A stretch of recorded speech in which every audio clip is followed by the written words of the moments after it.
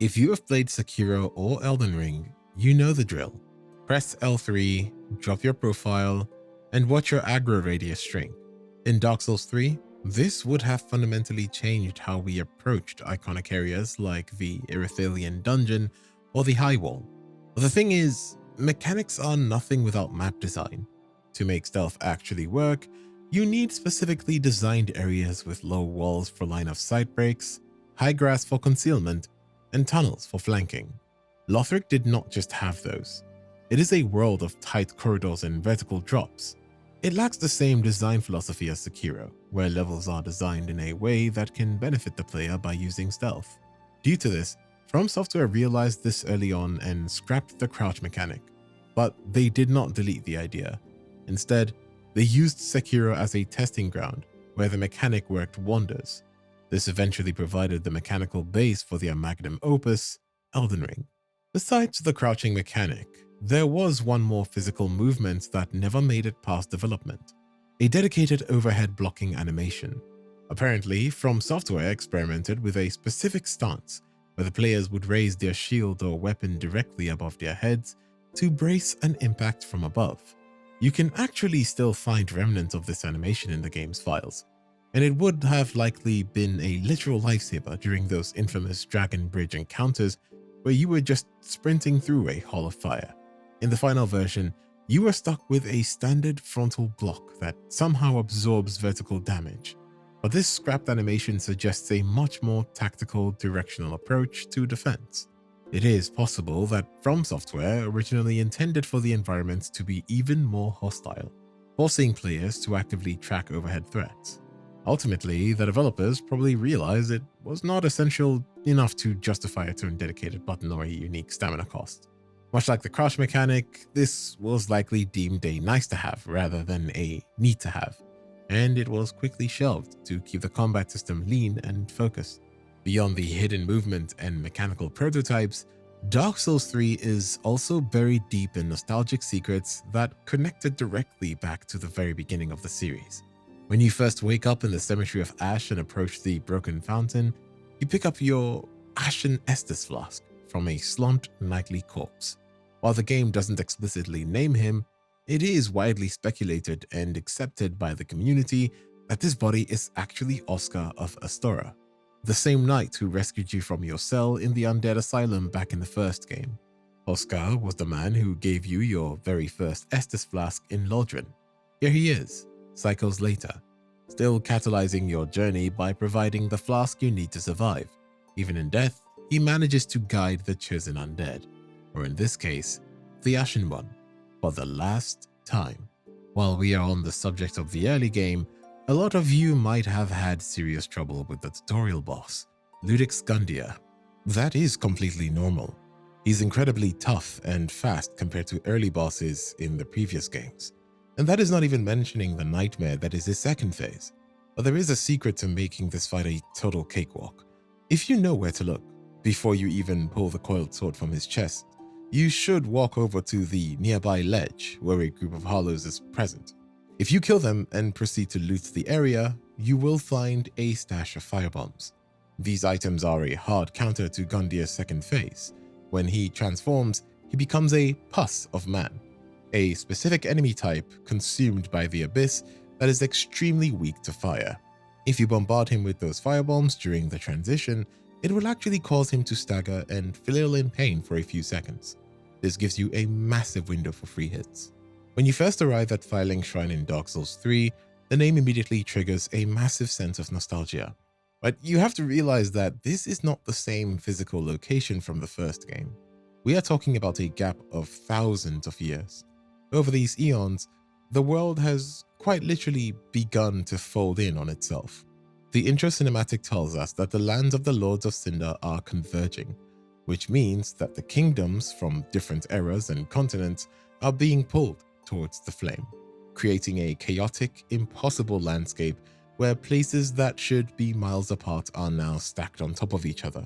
Because of this geological apocalypse, the original Firelink Shrine from Lothric likely got crushed or displaced by the sheer force of these merging lands.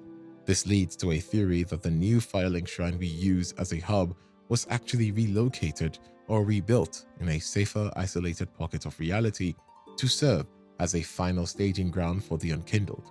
If you want proof of what happened to the original, you have to look towards the end of the world in the Dreadkeep. Buried at the very bottom of the pit where you find the Demon Prince, there are the broken ruins of the shrine from the first game. Since we are already at the shrine, we have to talk about one of the famous skips in the entire game, the tree jump. Usually, you are expected to pay 20,000 souls to the Handmaiden for the tower key just to access the roof, but you can actually bypass that fee entirely. If you strip off your armor to lower your weight, face the room and run diagonally up the gnarled tree near the entrance, you can time a jump to the right to land on the roof. If you are having trouble making the jump, then it might be patched. Making that jump early is a massive game changer because of what is waiting for you in the rafter. First, there is an Estus shard, which will immediately increase your number of flasks by 1 just at the start. Then there is Pickle Pea and Pumper-Rum, the invisible crows who will trade you items. Some of the more notable items are Lucatiel's mask, Lightning Gem, and some emotes. But the real prize is hidden behind a wall at the far end of the rafters. It is an illusory wall, one of the many fake walls in Dark Souls 3, and behind it lies the covetous Silver Serpent Ring. This ring increases the souls you earn by 10%, which, if grabbed right at the start of the game, snowballs into a massive level advantage by the time you reach the midpoint. Solaire of Astora is arguably the most beloved character in the entire franchise. He was the literal ray of sunshine in a world of crushing despair. But as you have probably noticed, he is nowhere to be found in Dark Souls 3. While other icons get a second life, like Siegmeyer essentially returning as Siegward, or various invaders making a comeback, Solaire stays firmly in the past. But even though he is not here to help you engage in jolly cooperation, his gear is scattered throughout the game if you are willing to work for it. To get his iconic Armor of the Sunset, you have to trade with the crows atop the Firelink Shrine. You need to drop a Siegbrow for the chest piece, a Lightning Urn for the helm, a Homeward Bone for the gauntlets, and a Seed of a Giant for the leggings. But the real headache is getting the Sunlight Shield. For that, you need to find a Mendicant Staff, which is a rare drop from the Summoned Man Serpent casters in Archdragon Peak. The drop is so low that you will likely be grinding for a while. It is a lot of effort just to look like a guy from the first game, but for most players, it is worth it just for that feel of nostalgia. If you step outside the upper level of the Firelink Shrine, you will find a strange withered giant tree. Occasionally, this tree drops a seed of the giant tree, a legendary consumable that turns the tide against unwanted guests. When you use it, the enemies in your world who usually ignore invaders will suddenly treat the invader as a hostile target. The mechanic for a seed to drop is almost identical to how it worked in Dragon Lake. Every time you are invaded, there is a chance for a seed to spawn at the tree. In Dark Souls 2, the chance was around 25%, but in Dark Souls 3, the community has found it to be much more generous, starting at a 10% chance and increasing by 10% for every subsequent invasion until it hits the threshold of 50%. Also, a pro tip is that you can actually hold 5 seeds in your inventory at a time, and only one can be waiting at the tree at any given time. If you don't pick it up, you are missing out on your next spawn. If you want to farm these seeds, buy the dried finger from the Shrine Handmaid for 2,000. Using it resets your invasion timer, meaning you won't have that cooldown period of safety after an invader leaves. It expands the limits of your session. Also, after using the dried finger, you can summon an extra third phantom and you can get invaded by another invader. If you have spent any time in Firelink Shrine, you know the Firekeeper is basically your only competent companion. She is there to level you up and keep the flame going. But beyond that, Firekeepers throughout the series are mostly stoic, and most of them treat them just like an extended menu for leveling up. However, if you took the time to acknowledge the Firekeeper in Dark Souls 3, she will actually respond to a lot of your emotes. If you use gestures like bow, wave, or even the applause gesture, she will offer a graceful bow or curtsy in return. If you use the Path of the Dragon, she will continuously spin around in a circle. Some gestures even hint at her personality. If you use Curl Up, she appears to hide a smile, and if you jump for joy, she will turn her head and bring her hand to her face as if she is giggling at you. On the darker side, if you perform the Legion Etiquette gesture, which is a formal challenge to a duel, she will actually look visibly sad. Personally, my favorite is the little twirl she does when you use the toast or patches squat gestures. I think it's really cute. We have all been there, accidentally clipping an NPC with a stray swing. Or maybe you just got a little too curious about Hawkwood's combat prowess and suddenly the entire hub of the Firelink Shrine is in your blood. If you find yourself being hunted by a high-level NPC while you are still low-level unkindred, there is no need to accept a premature death. There is a very specific physical barrier at the entrance of the shrine that NPCs simply cannot cross. If you lead an aggroed NPC toward the main archway that leads back out to the Cemetery of Ash, you will notice they hit an invisible wall. While you can walk through it freely, their AI is hard-coded to stay within the shrine's interior. This creates a perfect cheese opportunity.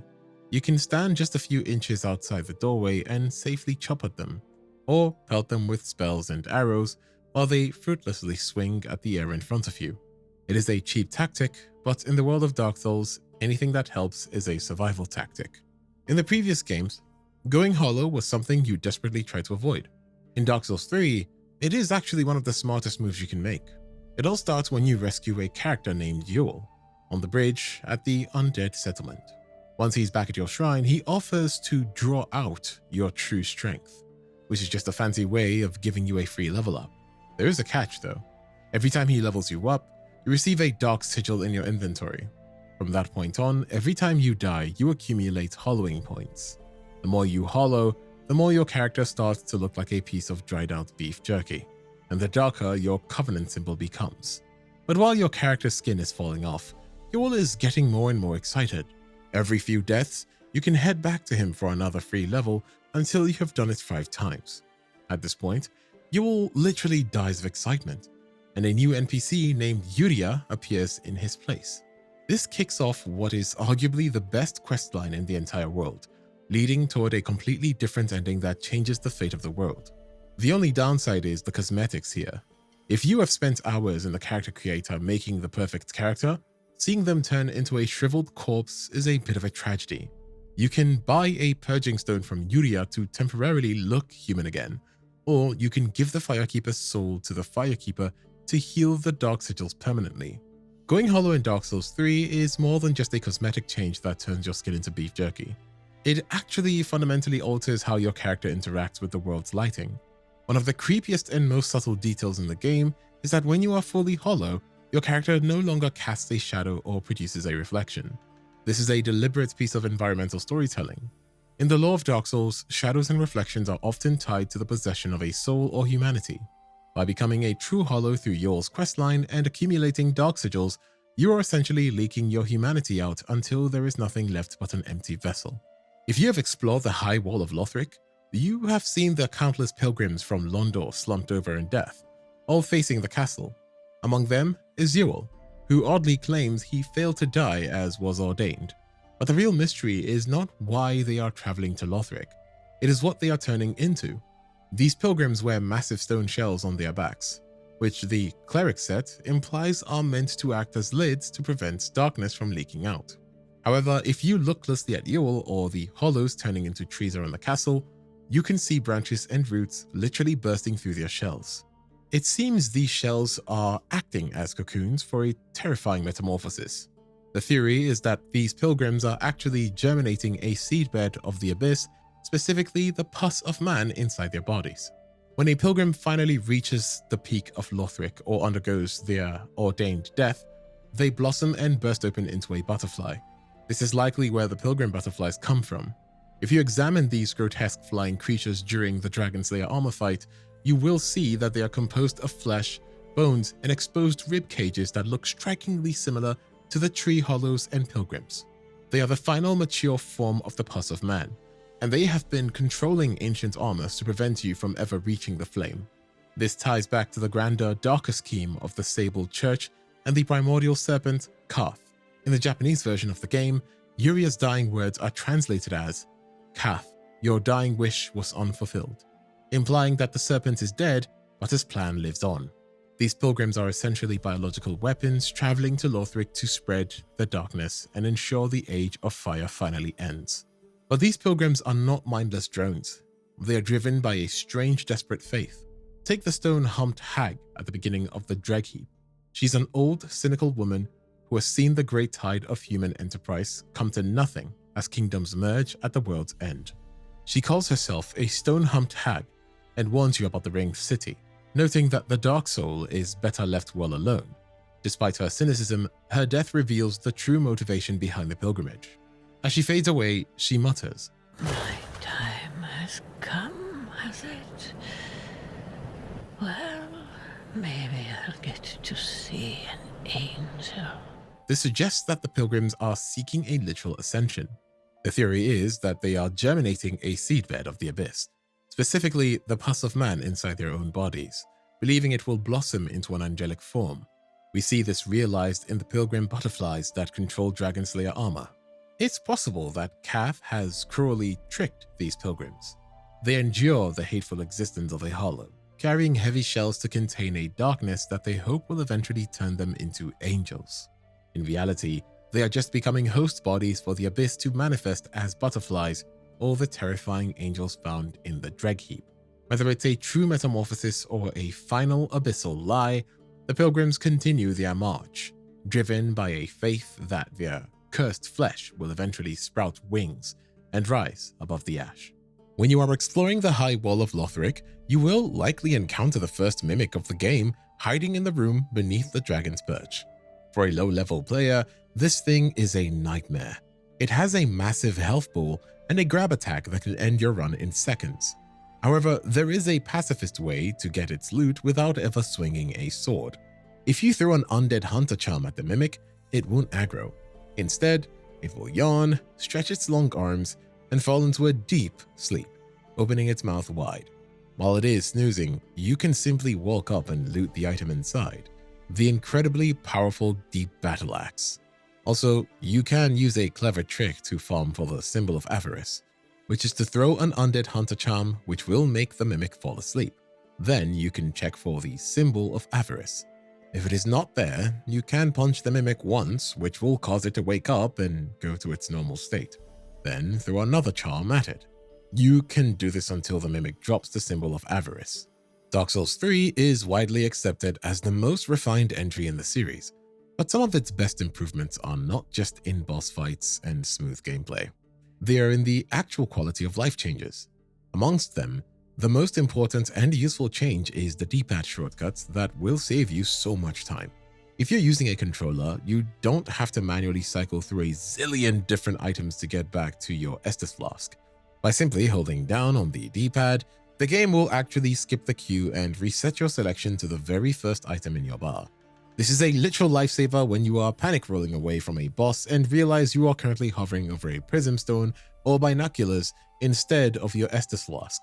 It's a tiny mechanical tweak, but once you start using it, going back to the older games feels clunky. Most of the players encounter the Dancer of the Boreal Valley as a late-game roadblock, triggering automatically after you have defeated 3 Lords of Cinder. However, if you are feeling particularly brave or masochistic, you can actually summon her within the first 10 minutes of the game. All you have to do is walk into the cathedral opposite the Vort Arena and kill Emma. As soon as she dies, the boss cutscene begins to play. This is a massive gamble, especially at a low soul level, because the Dancer is significantly faster and harder hitting than anything else in the early game. But for veterans, this is the ultimate shortcut. Defeating her early grants you immediate access to Lothric Castle and the Consumed King's Garden, which are packed with Titanite chunks and even slabs, getting your weapon to the highest level before you even step foot in the undead settlement is a massive cheat code. During the second phase of the Dancer of the Boreal Valley fight, the atmosphere shifts dramatically as she draws her second blade, the Darkfire Enchanted Curved Sword. As she twirls and strikes, the furniture, the rags, and even the wooden pillars of the cathedral begin to ignite, turning the arena into a literal death trap of smoke and flame. However, you don't actually need the dancer to start the fire. The entire boss room is flammable by design. If you use any fire-based attacks like firebombs, pyromancies, or even a weapon with fire infusion, then the objects in the environment will start to catch on fire. It doesn't add a lot to the fight, but it is just a cool mechanic to observe. Most of the players treat the Dancer and Vort of the Boreal Valley as the standard hack-and-slash encounters, but they are actually very weak to lightning, and surprisingly, damage dealt on their heads.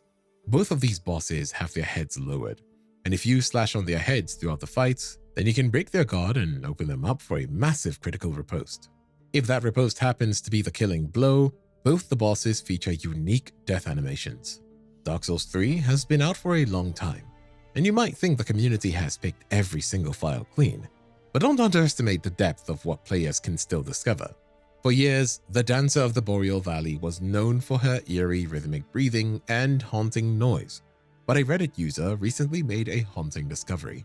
If you take the audio clips from the Dancer's opening cutscene and reverse them, you reveal the original terrifying sounds used to create her atmosphere.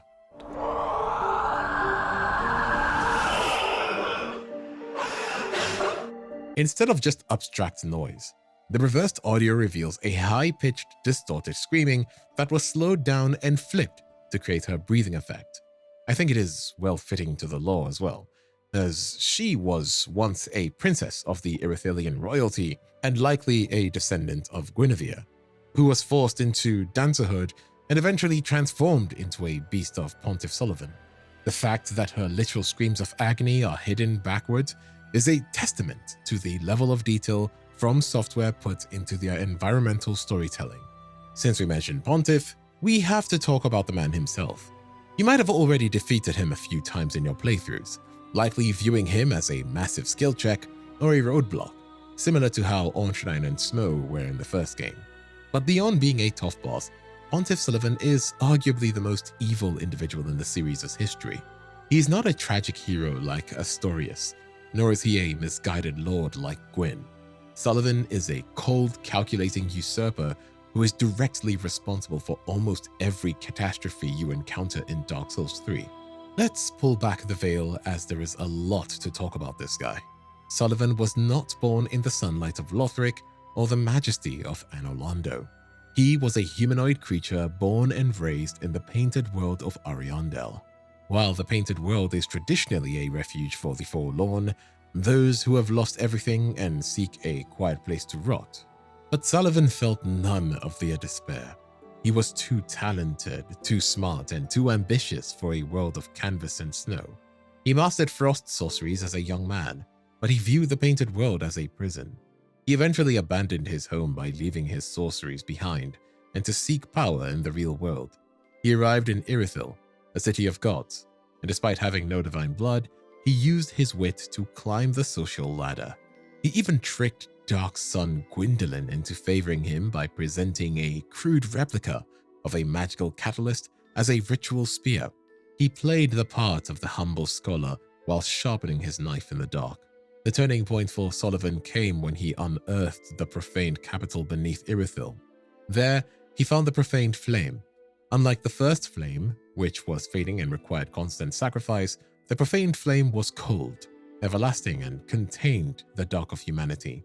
The moment Sullivan touched it, an unquenchable ambition took root in his heart. He realized that if the first flame died, he could use this eternal sinful fire to rule forever. Sullivan took Irithil by force. He used his profaned flame to corrupt the city's holy knights, turning them into his fire witches. He then climbed the ranks of the Way of the White until Gwyndolin was stricken by illness, which was likely a slow poisoning by Sullivan himself. With Gwyndolin incapacitated, Sullivan proclaimed himself Pontiff, the voice of the gods. But he did not stop there.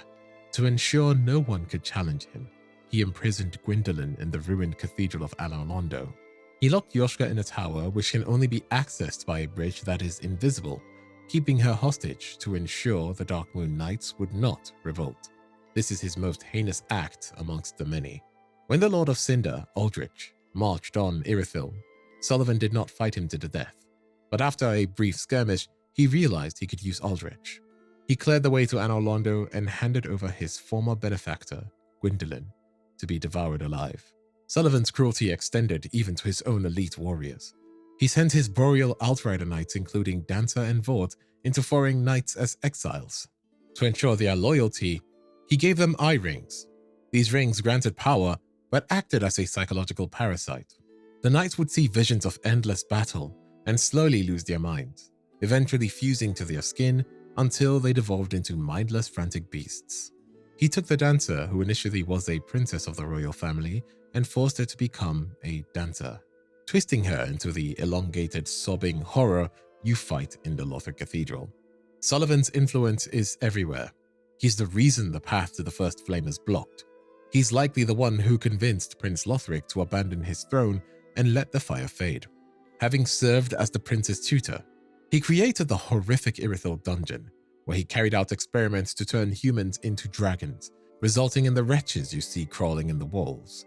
Even the past of man and the corruption in Lothric can be traced back to his alliance with the kingdom's darker elements. Almost every evil can be traced back to him, and these are just the tip of the iceberg. We will go through more as we get deeper into the video. If you've spent any time in the Dark Souls 3 PvP scene, you've probably seen some high-level players pull off a move that looks like a straight-up glitch: the backwards parry. In most games, you would assume that to parry an attack, you need to be looking at your opponent. But Dark Souls 3 actually calculates the parry window based on a physical hitbox that generates around your character's body rather than just a cone in front of you.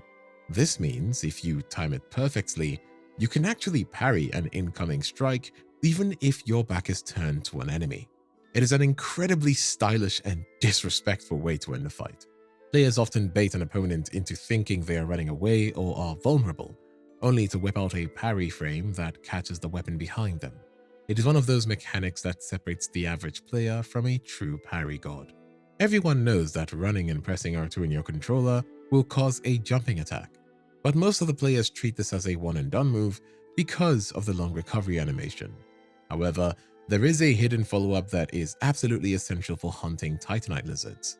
If you immediately input a roll as your weapon hits the ground, you can cancel that recovery lag and transition into a rolling attack instantly. This is the most reliable way to kill those annoying crystal lizards that try to disappear on you.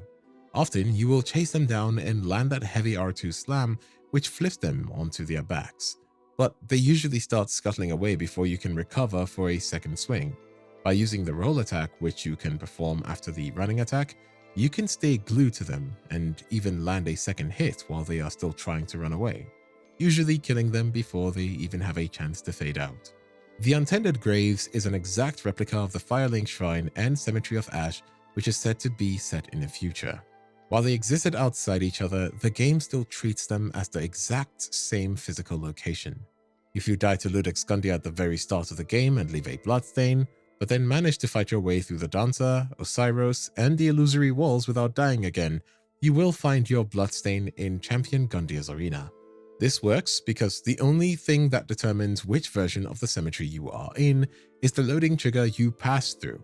If you use no-clip tools to fly from Osiris's boss room back toward the starting area, the game has to decide which version is to be rendered.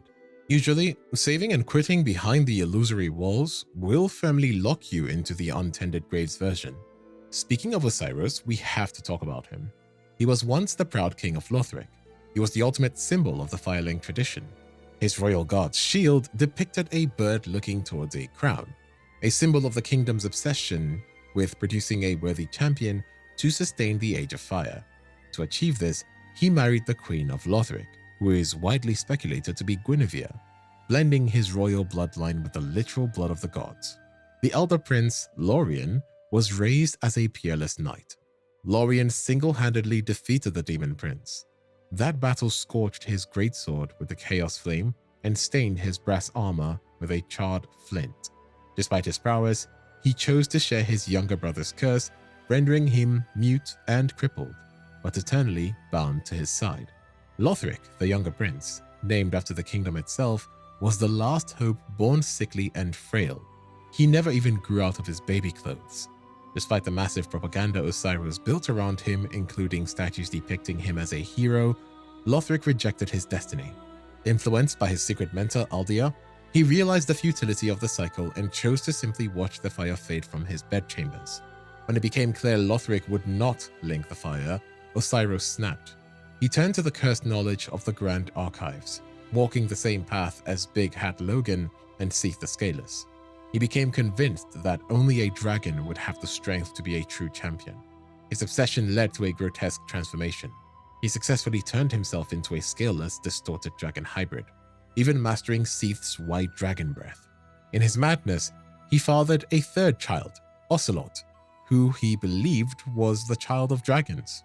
This is why we find him in the garden, cradling an invisible or perhaps spectral child, screeching for a son who represents the final shard of his sanity. There's a strong evidence that Osiris didn't achieve this transformation alone. The wretches found in the Irithil dungeons, who are pale, scaleless abominations, look remarkably similar to Osiris's dragon form.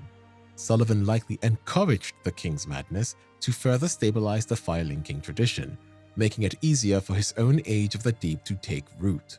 After you defeat Osiris, you will encounter the Path of the Dragon emote that is sitting right after his boss arena. By any means, you might not think much of this emote, but it lies a hidden secret to possibly the most obscurely hidden area in the game. In the Irithil dungeon, near the end of the area, you will find an outdoor cliffside where several NPCs are praying, using the Path of the Dragon emote. By performing that emote in the exact spot along with the others, will instantly teleport you to the Archdragon Peak. A detail that is often unnoticed is that each unkindled is tied to a specific Lord of Cinder. In Dark Souls 3, every major unkindled NPC you meet has a direct personal link to one of the lords you are tasked with hunting. Anri of Astora is a survivor of Aldrich's children-eating days. Sigurd of Katarina is the old friend bound by a promise to Yom the Giant. And Hawkwood is a deserter of the Abyss Watchers Legion. Each of them is deeply invested in the death of their corresponding lord, acting as a failsafe to ensure those cinders make it back to their thrones. But that leaves us with a glaring question. Who is the unkindled meant for the fourth lord? The twin princes? If you look at the structure of the game, it is not far-fetched to think that you, the player, are the corresponding unkindled. While the others have their own companions, you are the only one who is essentially assigned to Lothric and Lorien. You rose alongside the others as the highest chance to uphold the duty they could not finish. When you stumble into the untended grave, you are greeted by pitch darkness and a bunch of Black Knights patrolling. I found this rather strange, as there are no other areas where so many Black Knights are condensely placed. But why are there so many here? In the original Dark Souls, it has been described that the Black Knights are drawn to places where the fire is being linked or where chaos is present. The Untended Grave is a version of Firelink Shrine from the past where the fire was allowed to fade. It is the shrine where Champion Vendyr arrived too late to fulfill his duty. The Black Knights are there because they are essentially drawn to the shrine by instincts, acting as the last grim defenders of a dead shrine.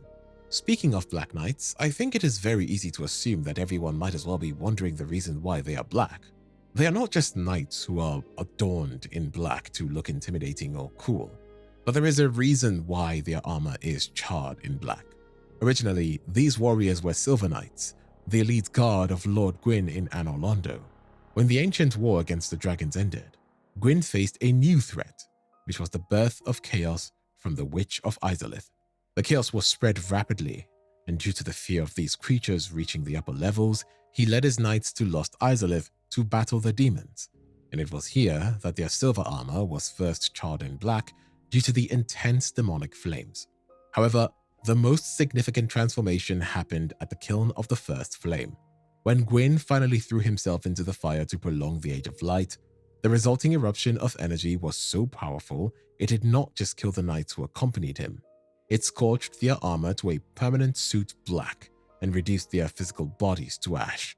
The Black Knights we actually fight are disembodied spirits or hollowed armors which are held together by sheer willpower. The Black Knights are specifically designed for one thing, and that is killing demons. If you look at the stats of their weapons in Black Knight's sword, Great Axe, and Glaive, all possess a hidden 20% damage bonus against the demon-type enemies. So next time you are entering demon ruins, equip any Black Knight weapon and you will sail through the ruins.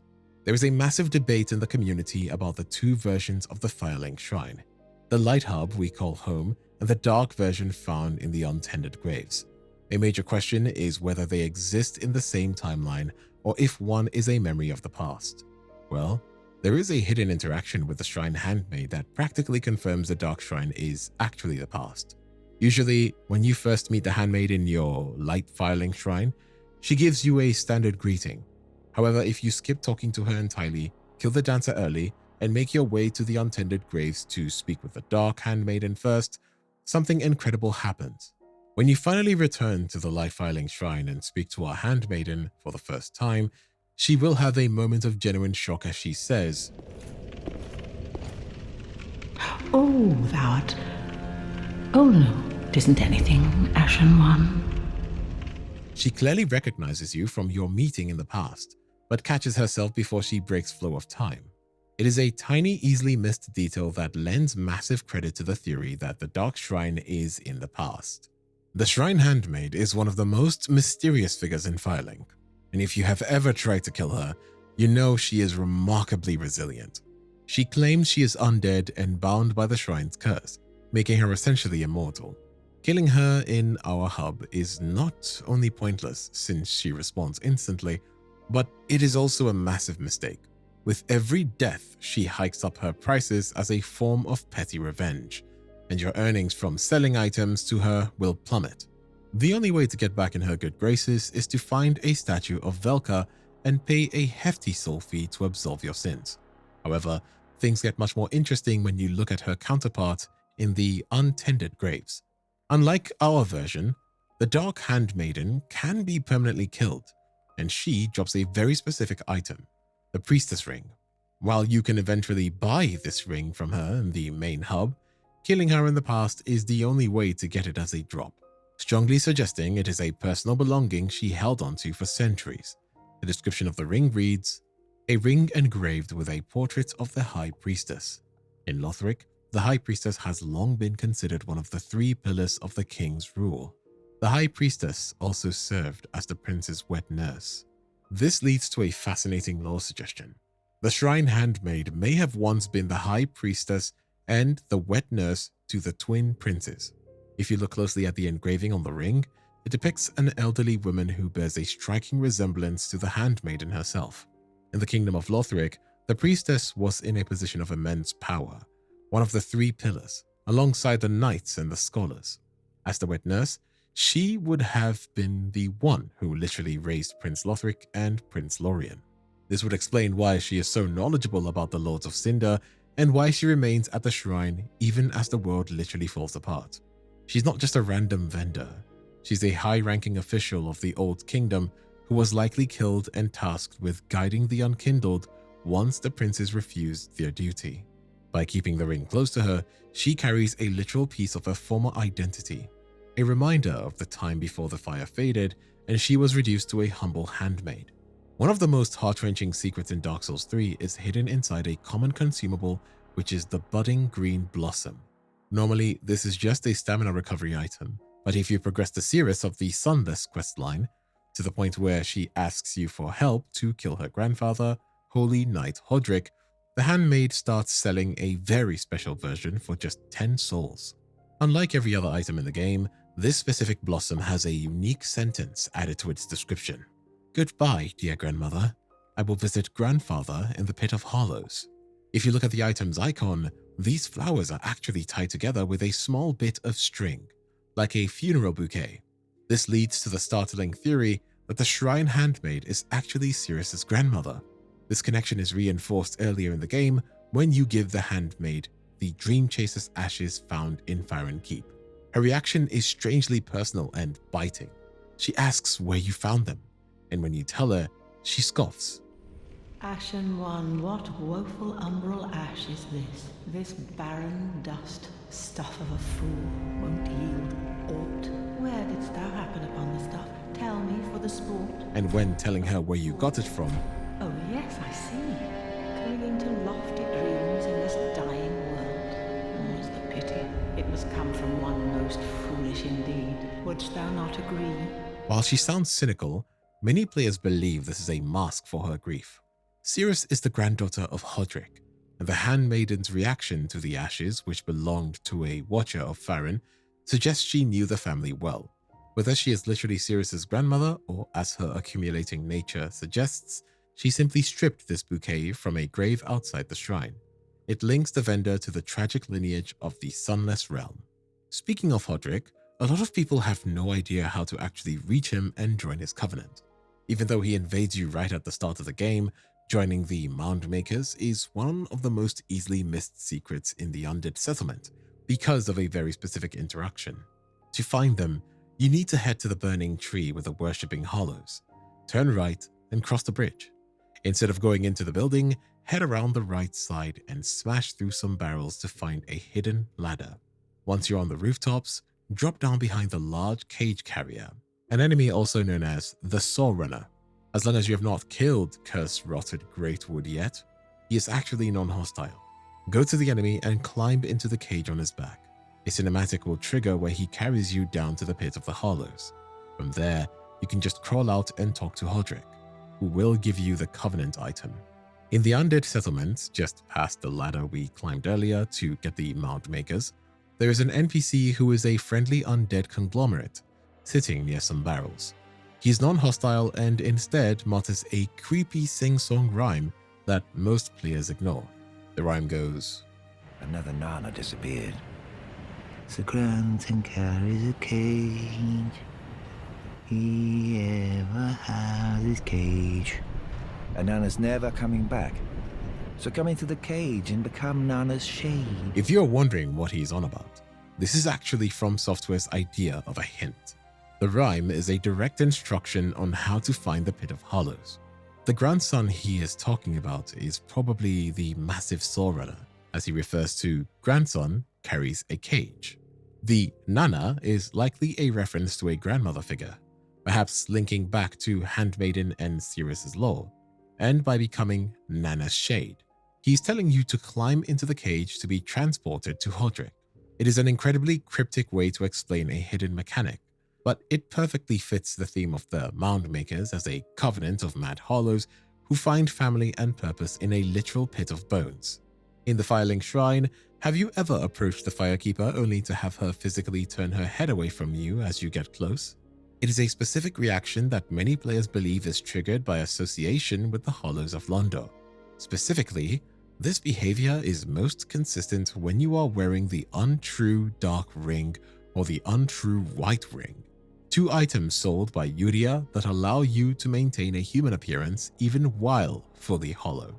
Because the Hollows of Lothric are deeply detested and essentially represented the end of the Age of Fire that the Firekeeper is sworn to protect, her turning away feels like a silent act of disgust or rejection.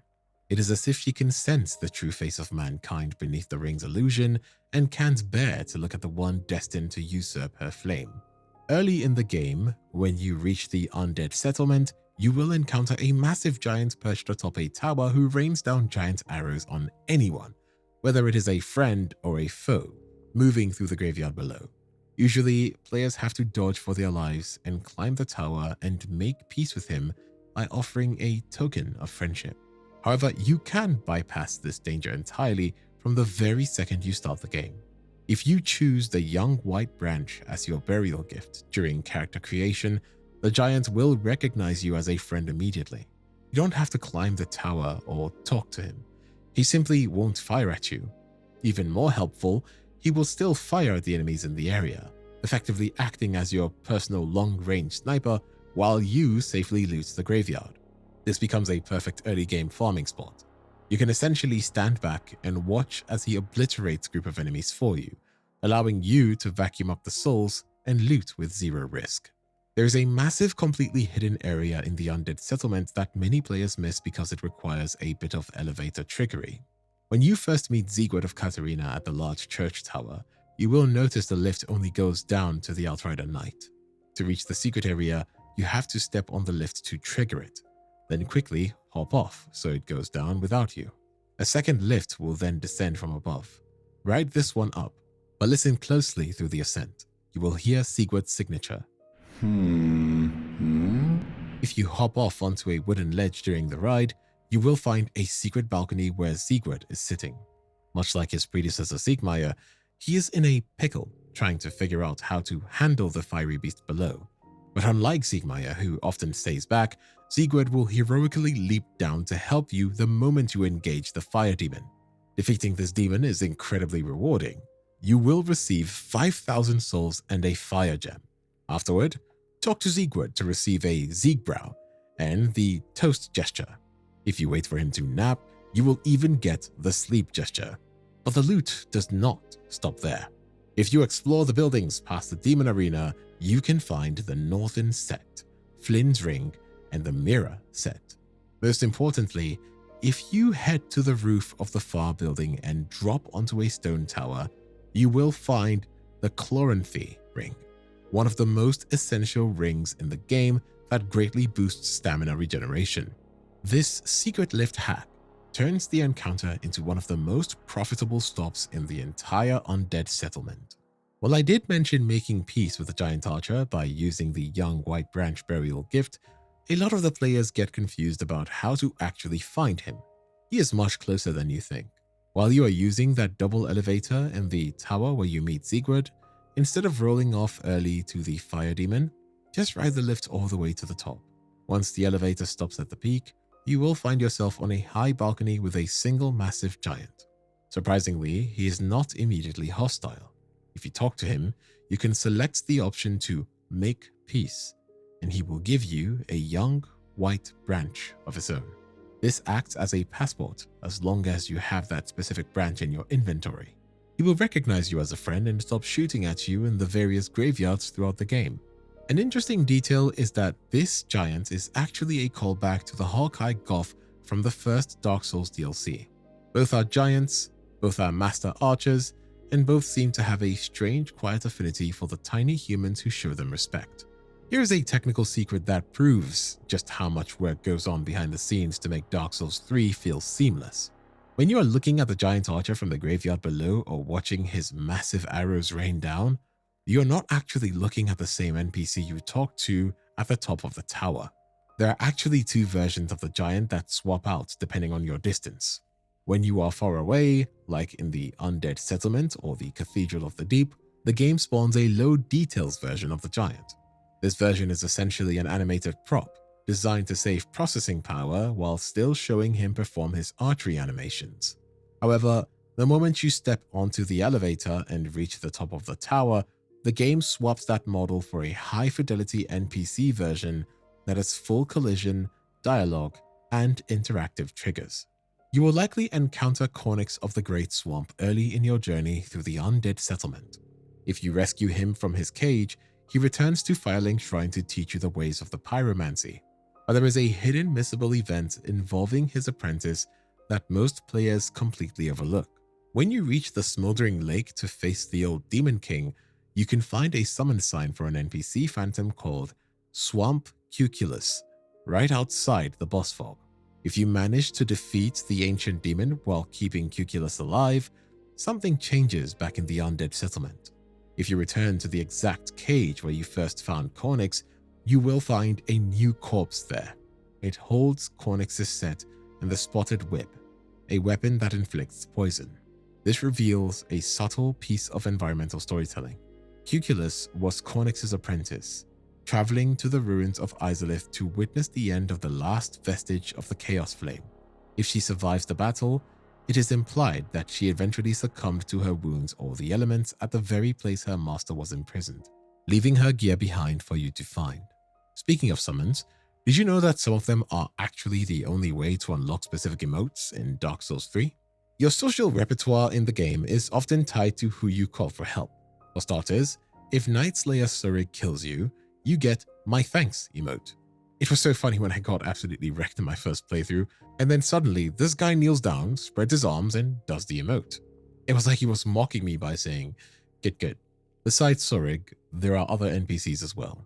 You can summon Londor Pale Shade to receive the Dual Blow, and to get this, you need to be in good graces with Yuria of Londor, meaning that you need to have 5 Dark Sigils. Only then will the Londor Pale Shade offer his services.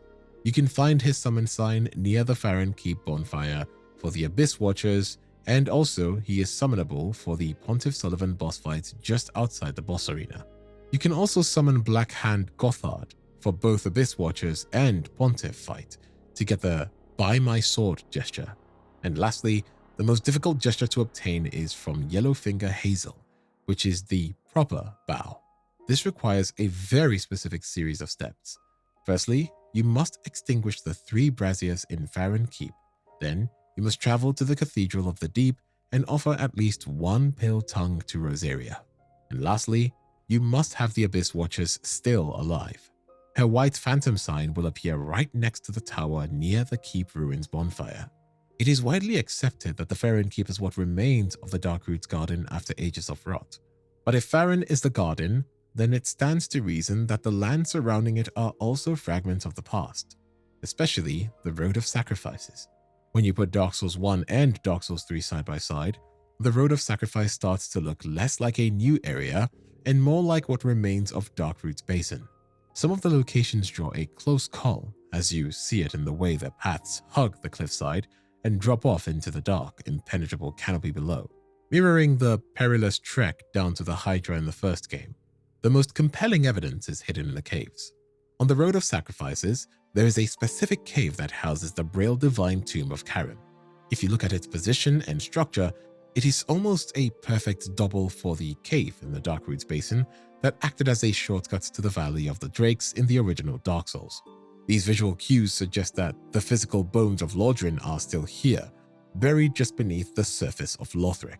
It is generally one of the most crushing moments in the game. Henri and Horace are not just traveling together for safety. They are the only 2 children who managed to escape being devoured by Aldrich.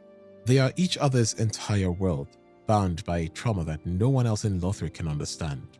While most players encounter Horace's death much later in the Smoldering Lake, there is a very specific tragic interaction if you kill Horace while they are still on the Road of Sacrifices. If you strike him down in front of her, Henri does not immediately turn hostile to hunt you down with rage. Instead, she collapses to her knees in absolute despair, weeping. Oh, Horace, why? Don't leave me. Not you. Not like the others. Oh, Horace.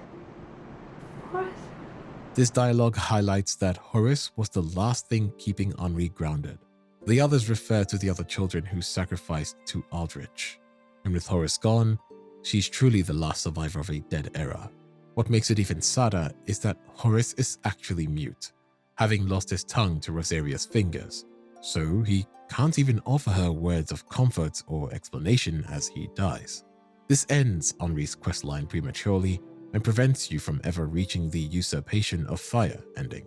Do you remember that specific moment from one of the classic Dark Souls trailers, where an elite knight performs the quiet resolve gesture, calmly adjusting their stance before walking into darkness? That brief animation became symbolic of the series itself. Perseverance without spectacle, determination without ceremony. In Dark Souls 3, that exact same thematic image is deliberately resurrected through Henri of Astora. Henri is the NPC who grants the quiet resolve emote, and the visual parallel is unmistakable, especially given their use of the iconic Elite Knight set. Henri's characterization reinforces this symbolic continuity. Unlike many figures in Lothric who are consumed by ambition, corruption, or nihilism, Henri is guided by a solemn oath to defeat Aldrich, the devourer of gods. Henri carries the Henri Straightsword throughout their journey, but did you know that it's secretly one of the most mechanically unique weapons in the game? While it looks like a standard Astora blade, it comes with a built-in passive health regeneration effect, and most notably, it scales with luck naturally.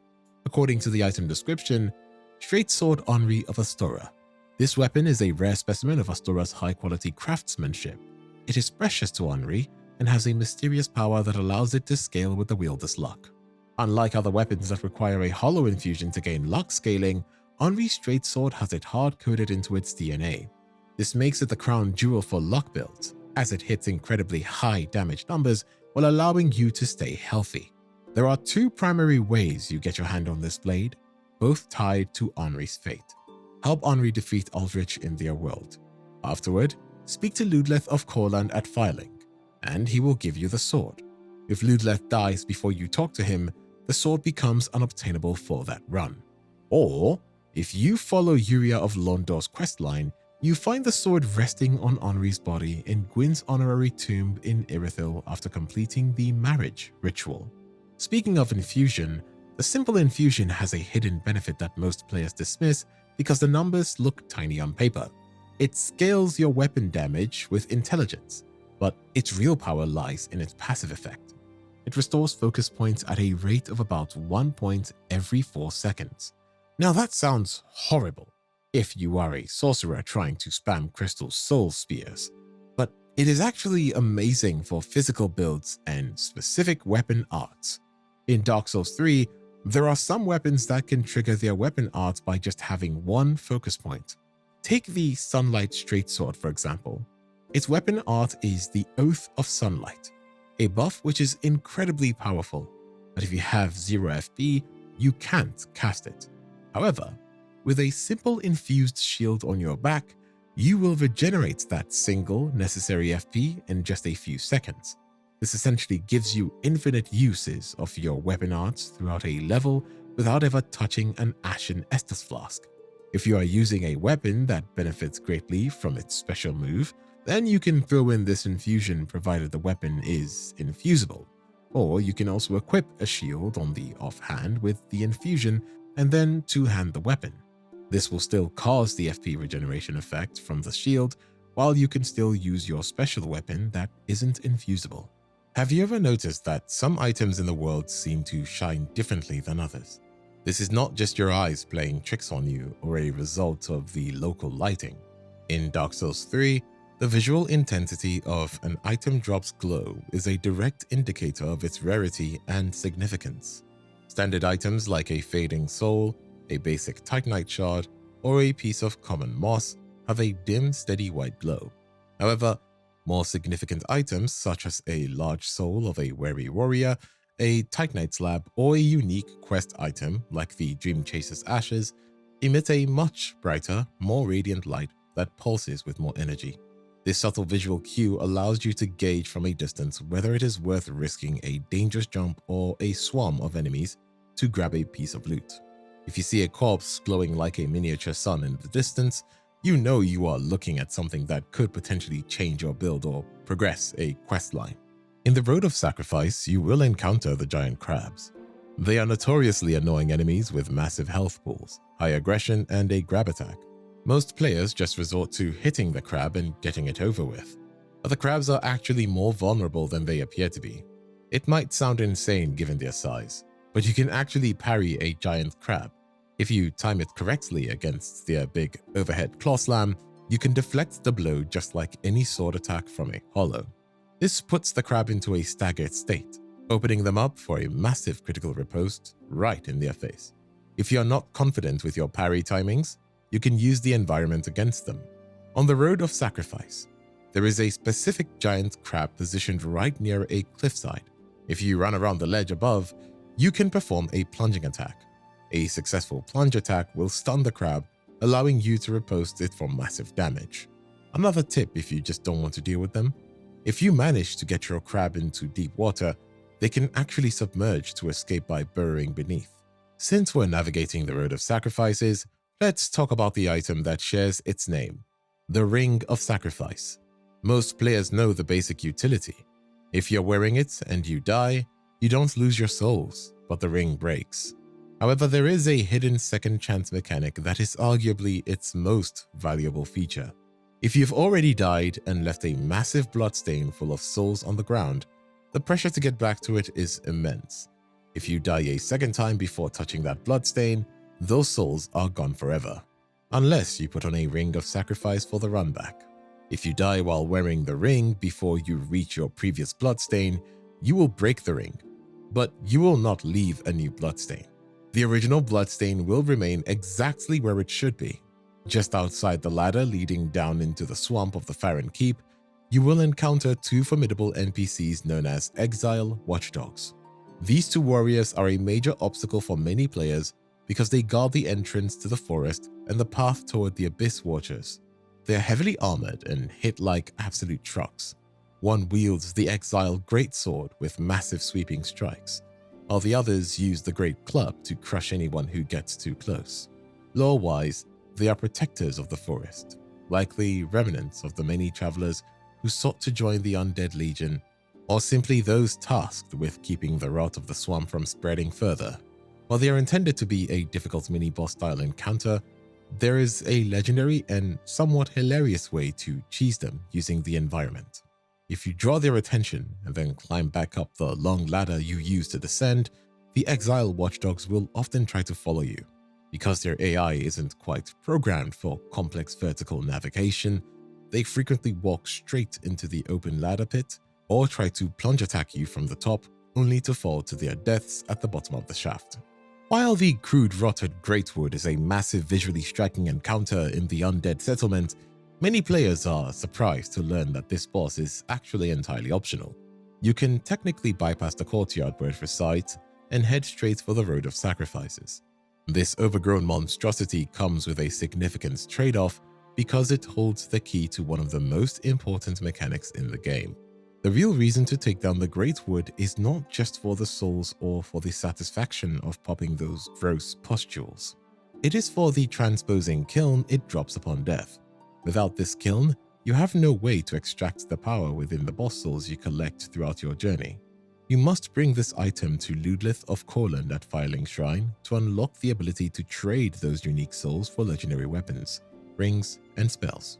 For example, the Greatwood's own soul can be turned into the Hollow Slayer Greatsword, which is one of the best PvE weapons in the game due to its massive damage bonus against hollowed enemies.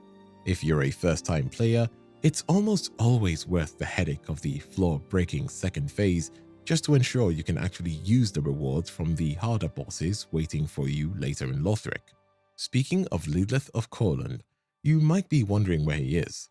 Actually, there are 5 Lords of Cinder, but oftentimes only 4 are mentioned in the opening cinematic of Dark Souls 3.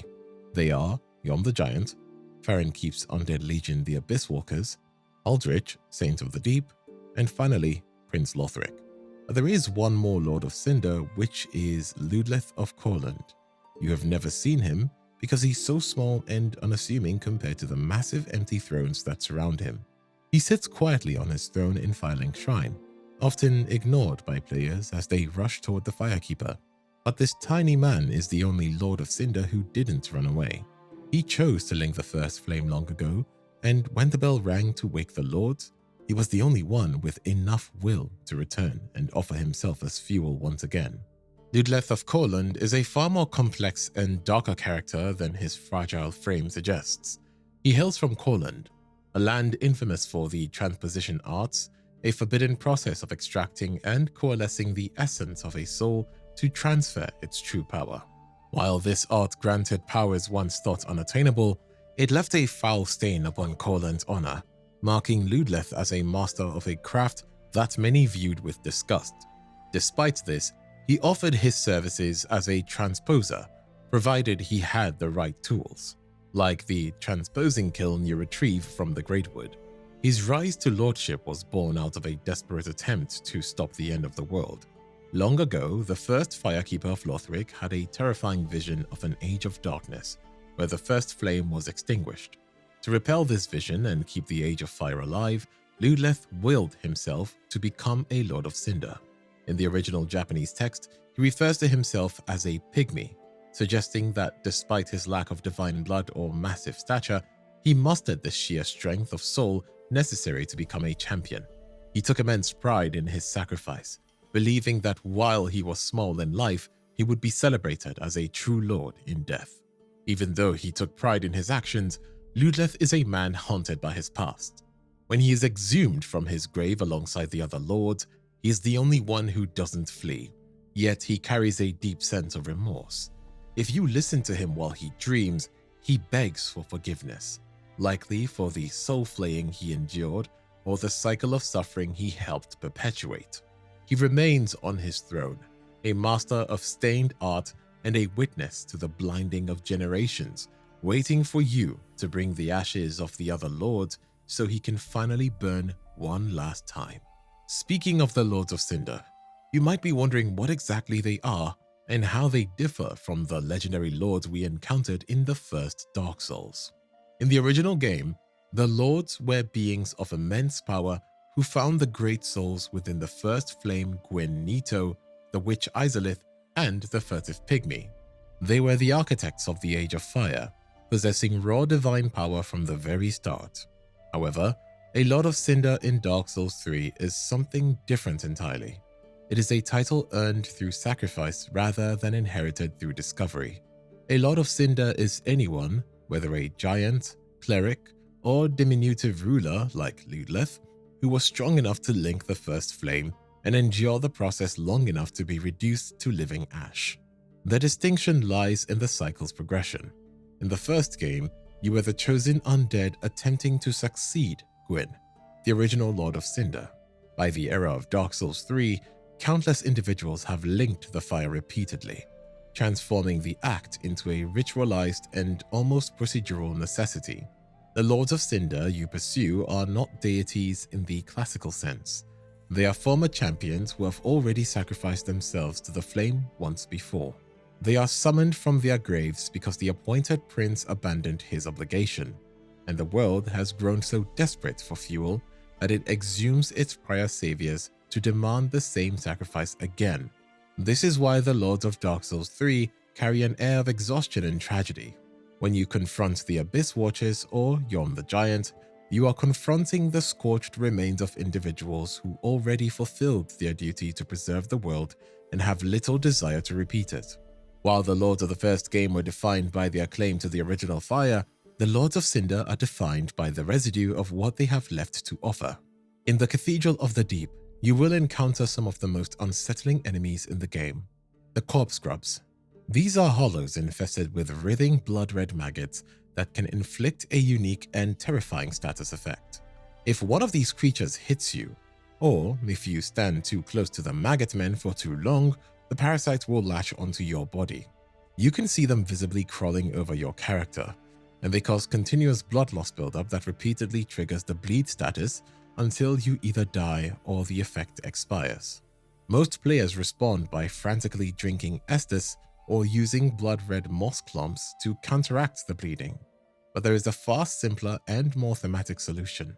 Because these parasites originate from the deep and thrive in damp, stagnant clay, they are highly vulnerable to heat.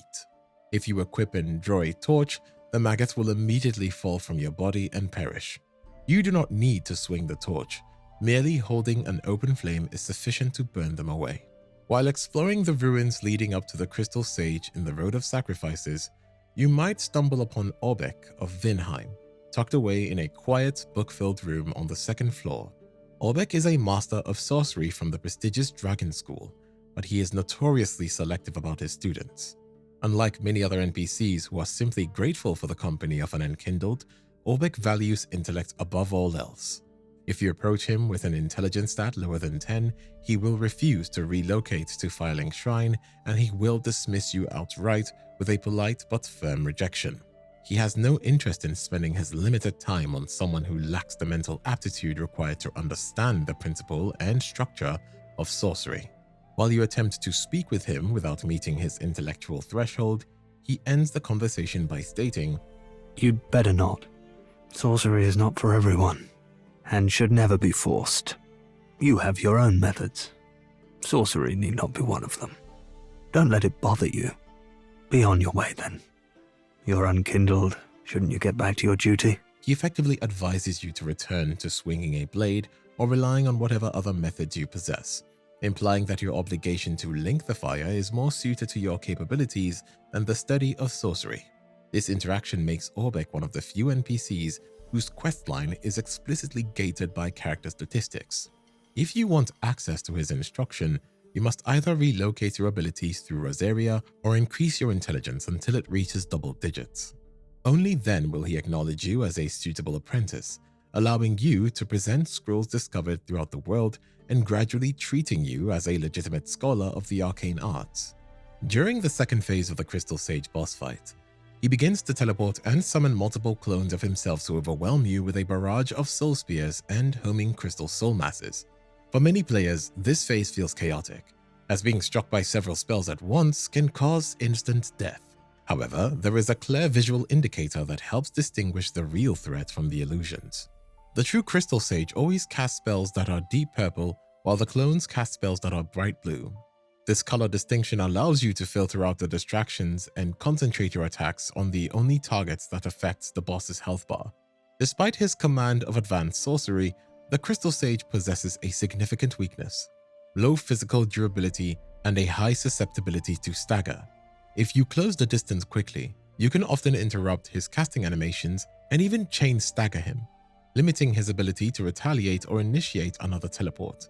He is also highly vulnerable to poison and toxic, which is somewhat ironic given his proximity to a poisonous swamp. If the volume of projectiles becomes overwhelming, applying poison mist or using a weapon that inflicts poison or bleed can steadily deplete his health while you prioritize positioning and survival against the clones. The Crystal Sage you encounter in the Road of Sacrifices is one of two twin brothers who served as mentors to the scholars of the Grand Archives in Lothric.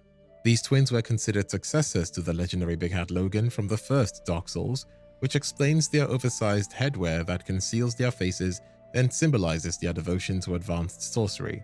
While one brother remained within the Grand Archives to continue his academic pursuits, the one you confronted in the forest formed an alliance with the Undead Legion of Farron. He offers them medical support, which accounts for his influence and the presence of his disciples scattered throughout the swamp. From a lore standpoint, the Crystal Sage is particularly noted for his use of crystal sorcery. Within the Dark Souls universe, crystal magic is an enhanced and more volatile evolution of traditional sorcery first pioneered by Seath the Scaleless. Observing this arena more closely, the surrounding ruins suggest he is investigating something hidden within the forest, potentially remnants of ancient Ulasil sorceries that the Abyss Watchers were sworn to suppress. You might assume the most powerful weapon in the game would be an enormous slab of iron such as the Fume Ultra Greatsword or the iconic Black Knight Halberd, but experienced players and speedrunners recognize a different reality. The true benchmark for damage per second is the Sellsword Twin Blades. Often nicknamed the Wind Blades, these dual-wielded curved swords are widely regarded as some of the highest damage-dealing weapons in the game when properly optimized. Their strength does not stem from a single devastating strike, but from exceptional attack speed and a dedicated L1 dual-wield moveset that enables rapid chain combinations faster than many bosses can respond. Their real advantage lies in their interaction with weapon buffs. Because the twin blades deliver multiple hits within a very short time frame, applying a resin or a miracle, such as Lightning Blade or Dark Moon Blade, adds a flat damage bonus to each individual strike. When combined with the old wolf curved sword carried on the back of the Pontiff's right eye ring, both of which increase attack power with consecutive hits, the overall damage output scales dramatically as a fight progresses. This synergy is why many speedrunners begin as the mercenary class to acquire the blades immediately. With proper setup, they can dismantle high health bosses like Vort of the Boreal Valley or the Dancer of the Boreal Valley in seconds, making them one of the most efficient tools for cutting through the world of Dark Souls 3. The questline of Sigurd of Katarina is widely regarded as one of the most beloved in the game, yet it is notoriously easy to disrupt during the Cathedral of the Deep segment. Most players first meet Sigurd in the Undead Settlement, but his next appearance depends on a series of tightly connected triggers that can be missed with minimal deviation. Upon reaching the cathedral, he is not immediately visible. Instead, he is trapped inside a well just outside the cleansing chapel bonfire. The majority of the complexity of the quest is due to its connection with unbreakable patches. Sigurd's confinement is a result of Patches stealing his distinctive Katarina armor. To free him, you must discover the armor set. Patches typically appear within the cathedral disguised as Sigurd, positioned near a bridge where he intends to lower it to trap you with a giant. However, if you access the rafters shortcut prematurely or enter Rosaria's bedchamber before triggering his ambush, Patches may relocate directly to Firelink Shrine, bypassing the cathedral encounter. Many players inadvertently compromise the quest at this stage. If you fail to interact with Patches appropriately, or choose to eliminate him without securing the armor, you risk losing access to the item required to rescue Siegward. The armor must either be purchased from Patches or obtained from him by force, and then returned to the well to restore Siegward's equipment. If Siegward is not rescued, he will not appear in Irithyll of the Boreal Valley, resulting in the loss of the Emmet Force miracle, a Siegbrow, and most critically, his assistance during the confrontation with Yom the Giant. In the cleansing chapel of the Cathedral of the Deep, you will find a hunched elderly man kneeling in prayer near the altar. This figure is Slave Knight Guile, and his presence serves as an entry point to the Ashes of Ariandel downloadable content. When you speak with him, he implores you for assistance, asking you to show the red flicker to his lady within a painted world. He offers a small tattered fragment of a painting, and upon touching it, you are drawn into the canvas itself and transported to the painted world of Ariandel. Guile's urgency is evident, as he believes you are the Ash who can bring fire to a realm that has grown stagnant and corrupted, fulfilling a long-awaited expectation held by those within the painting. The significance of this encounter goes far beyond this. At this point, Guile appears to be a mirror figure, a slave knight belonging to a class of warriors historically expended in forgotten conflicts and denied recognition in death. Yet, his search for the soul of pigment, intended to create a new cold and gentle world, ultimately becomes central to the overarching narrative of the series. By stepping into the painting at his request, you are initiating a chain of events that culminates at the end of the world in the Reigned City, where he is waiting for you as you go on to the finishing part of the DLC. If you are traveling the Cathedral of the Deep while embered, you will likely be invaded by a dark spirit named Longfinger Kirk in the narrow cloister of the main hall. This invasion occurs shortly after you pass through chambers guarded by a cathedral knight, and the unsettling Deep Accursed. Kirk is a direct reference to the original Dark Souls, where he was known as the Knight of Thorns. In that era, he served the Chaos Servants and invaded other players to collect humanity for the Fair Lady. His reappearance in Lothric implies that across repeated cycles of fire and ash, certain identities and relics endure beyond their original age. Kirk's role within the cathedral is notable because he has shifted his allegiance from the Chaos Servants to Rosaria's Fingers. Consistent with his former persona, he remains silent and aggressive, utilizing his thorn armor to inflict damage simply by rolling into opponents. Upon defeat, he drops the barbed straight sword and the spiked shield, both emblematic of his earlier incarnation in Lordran. If you later explore Rosaria's bedchamber, you will discover his corpse near Rosaria herself, allowing you to obtain the complete Armor of Thorns set. This placement parallels his resting location in the first game, where his body was found near the Fair Lady, reinforcing the interpretation that Kirk is defined by unwavering devotion to material figures whose fates are marked by suffering and decline. Rosaria is widely theorized to be a descendant of Guinevere, Princess of Sunlight, and is identified as an Irithilian, a hybrid lineage believed to descend from the god of Anor Londo and the humans who later inhabited Irithyll of the Boreal Valley, a city constructed upon Anor Londo's ruins. This ancestry would explain her elevated status among her followers and her association with moon-aligned relics. It is said that she once wielded a crescent moon sword imbued with lunar power revered by the nobles of Irithyll during the era when Darkmoon Gwyndolin resigned as king of the gods and sovereign of the reformed city. In Dark Souls 3, Rosaria appears as a silent and enigmatic figure, presiding over the covenant known as Rosaria's Fingers. Her covenant operates around the ritual offering of Pale Tongues, which are presented either to facilitate rebirth through the relocation of one's attributes, or simply as devotional offerings meant to provide their goddess comfort. Whether she is truly of Guinevere's bloodline or a symbolic successor shaped by the remains of Anor Londo's divine legacy remains deliberately ambiguous. What is clear, however, is that she occupies a unique theological space within the world, functioning simultaneously as a covenant leader and a figure of rebirth. The tragedy of Rosaria, Mother of Rebirth, is directly intertwined with the questline of Leonhard the Ringfinger, forming a deliberate parallel to the encounter between Anastasia of Astora and Knight Lothric of Karim in the first Dark Souls. The similarities are precise.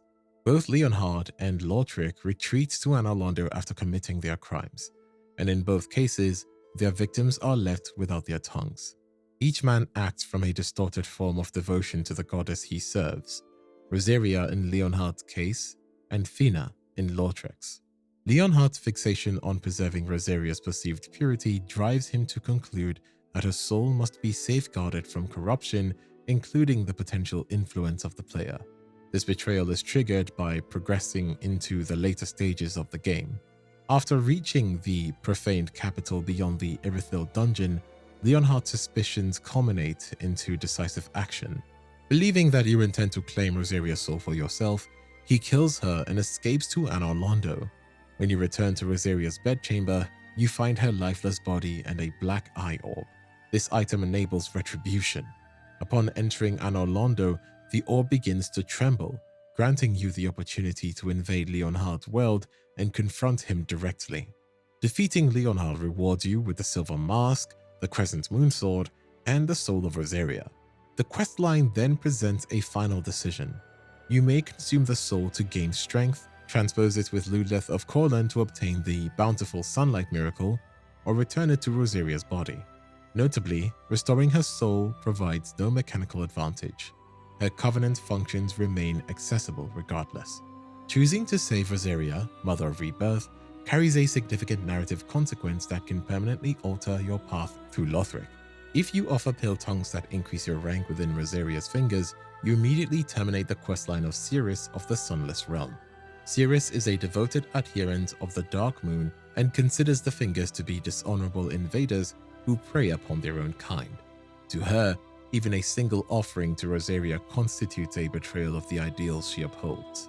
After this act, Cirrus will return to Firelink Shrine one final time, no longer as an ally, but as a disappointed former companion. She delivers a cold farewell and makes it clear that any future encounter will place you on opposing sides. By aligning yourself with Rosaria, whether for rebirth or covenant advancement, you forfeit the support of one of the most dependable summonable allies in the game.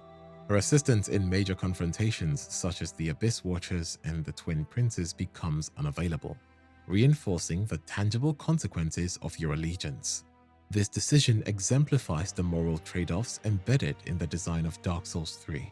You may gain the ability to reshape your attributes or appearance, but that power comes at the expense of loyalty and trust.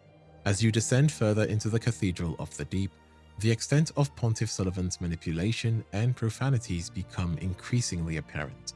Among most disturbing embodiments of this corruption are the Deep Accursed. These creatures are absolute monstrosities lurking exclusively in the darkest recesses claimed by Aldrich's influence. They possess sparse, matted fur and 6 elongated spider-like legs.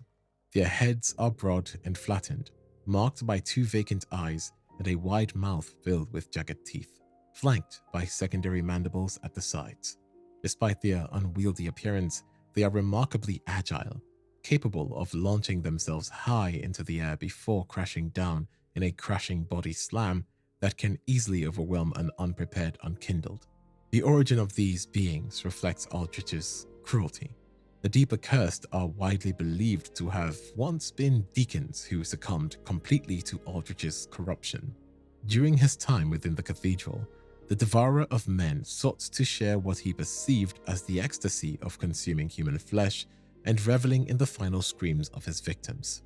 Item descriptions associated with the rings they carry describe Aldrich's fascination with the final shudders of life, suggesting that he gifted his ruby and sapphire rings to chosen followers to enhance their vitality as they fed. These enchanted relics were intended to amplify the sensation and prolong the existence of predation. Over time, these favored cannibals underwent a grotesque transformation akin to Aldrich's own metamorphosis, becoming towering amalgamations of twisted flesh that scarcely resemble their former identities. Their breath now carries the curse status, which may symbolically represent the accumulated resentment of countless victims who perished in agony. Only 2 Deep Accursed exist within the game's world, and neither respawn once defeated. One resides within the Cathedral of the Deep and drops Aldrich's sapphire, while the other stands guard in Anno Londo on the path to Aldrich himself, carrying Aldrich's ruby. The battle against the Deacons of the Deep is less of a traditional fight and more like a gimmick fight. During the first phase, the boss's health bar is not tied to any single individual, but to a red glow, representing the Archbishop's soul that jumps from one deacon to the other. You can cut through as many standard deacons as you like, but the boss will only take damage when you kill the specific enemy currently possessed by the Crimson Aura.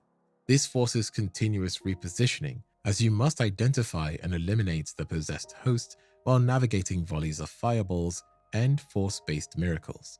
At approximately half health, the second phase initiates with the appearance of Archdeacon Royce and a contingent of higher-ranking deacons. The objective shifts to eliminating Royce directly, but the encounter escalates as several blue-robed deacons begin channeling a large-scale dark ritual that generates a spreading black fog. If uninterrupted, this ritual culminates in a full area curse effect, resulting in immediate death regardless of current health. As humanoid entities, they respond to alluring skulls, which can temporarily redirect the mob and create openings to isolate Royce. Weapons with broad horizontal attack arcs, such as the Claymore or various Ultra Greatswords, run down waves of enemies at once. After completing the Road of Sacrifices, the game splits into two major paths. You can proceed into Farron Keep or enter the Cathedral of the Deep. While both routes are technically available, it is generally more efficient to clear the Cathedral first before tackling Farron Keep. The Cathedral of the Deep is mechanically less punishing compared to Farron Keep's climax. Although the area has its own dangers, such as Cathedral Knights and the Deep Accursed, its boss encounter against the Deacons of the Deep is more about crowd control than raw mechanical difficulty. For most builds, this fight is manageable at a lower level and rewards you with consistent souls and progression without an extreme skill check. Farron Keep, on the other hand, culminates in the Abyss Watchers, one of the first significant difficulty spikes in the game.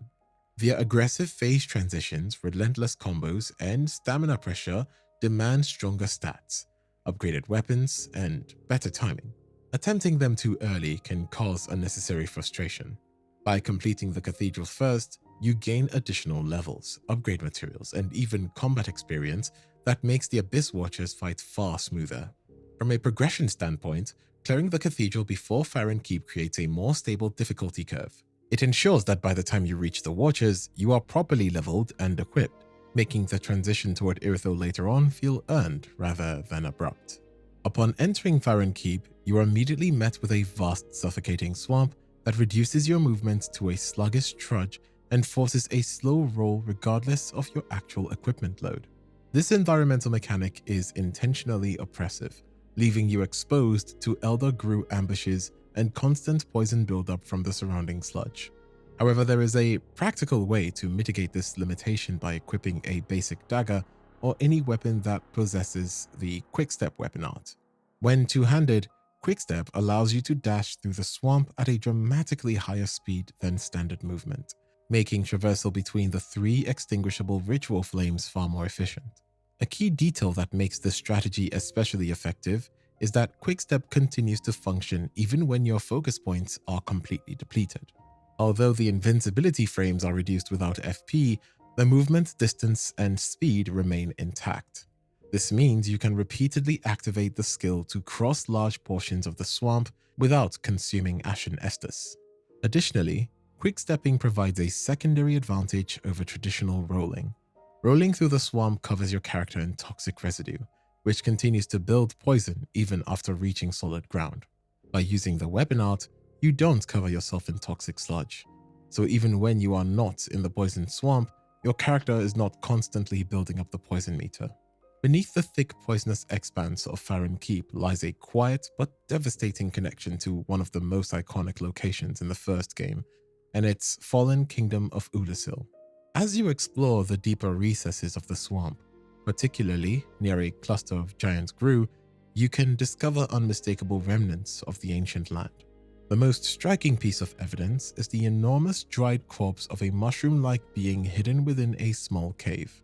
This figure is widely believed to be Elizabeth, the mushroom saint who once guided the player through the events of Astorius of the Abyss. Near this corpse lies the antique set, the distinctive attire of the Dusk of Ulusil.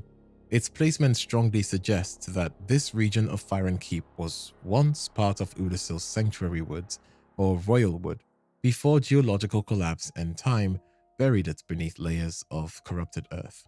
A nearby golden scroll containing Ulusil's signature light-based sorceries further reinforces this connection.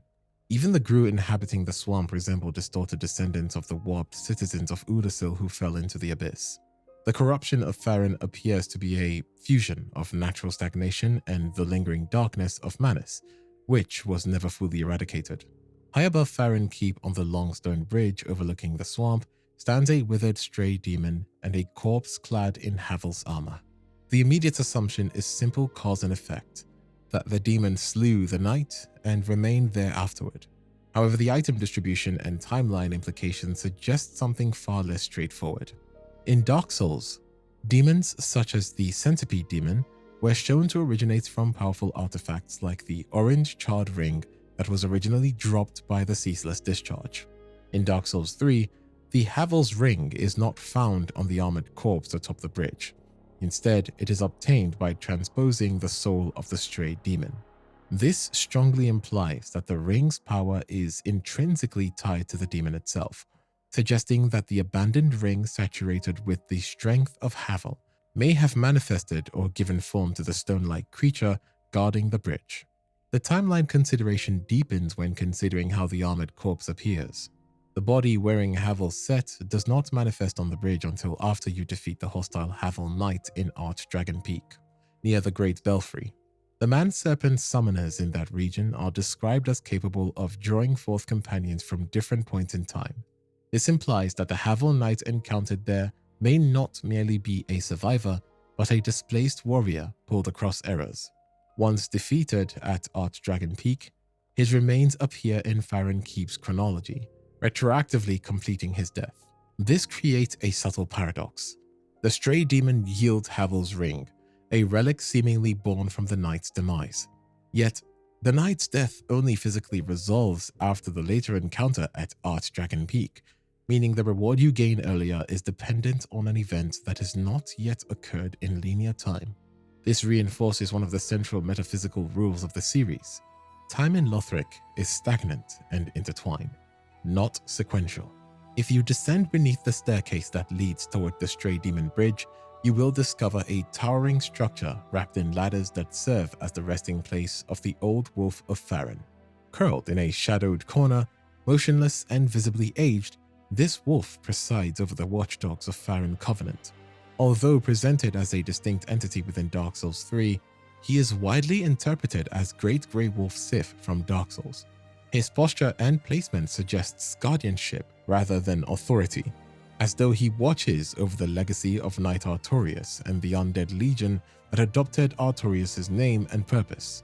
Unlike Sif, who once leapt into battle with unwavering resolve, this wolf no longer fights. He waits, silently accepting offerings of wolf's blood sword grass from those who still swear to defend the forest against the encroaching abyss. The Covenant rewards reinforce the connection. By offering wolf's blood swordgrass, you eventually receive the Wolf Knight's shield, the same shield associated with Artorias' final stand in the abyss.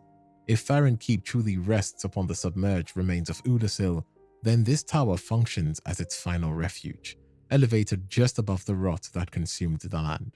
But even after so much evidence, the wolf can be something else entirely we may never know.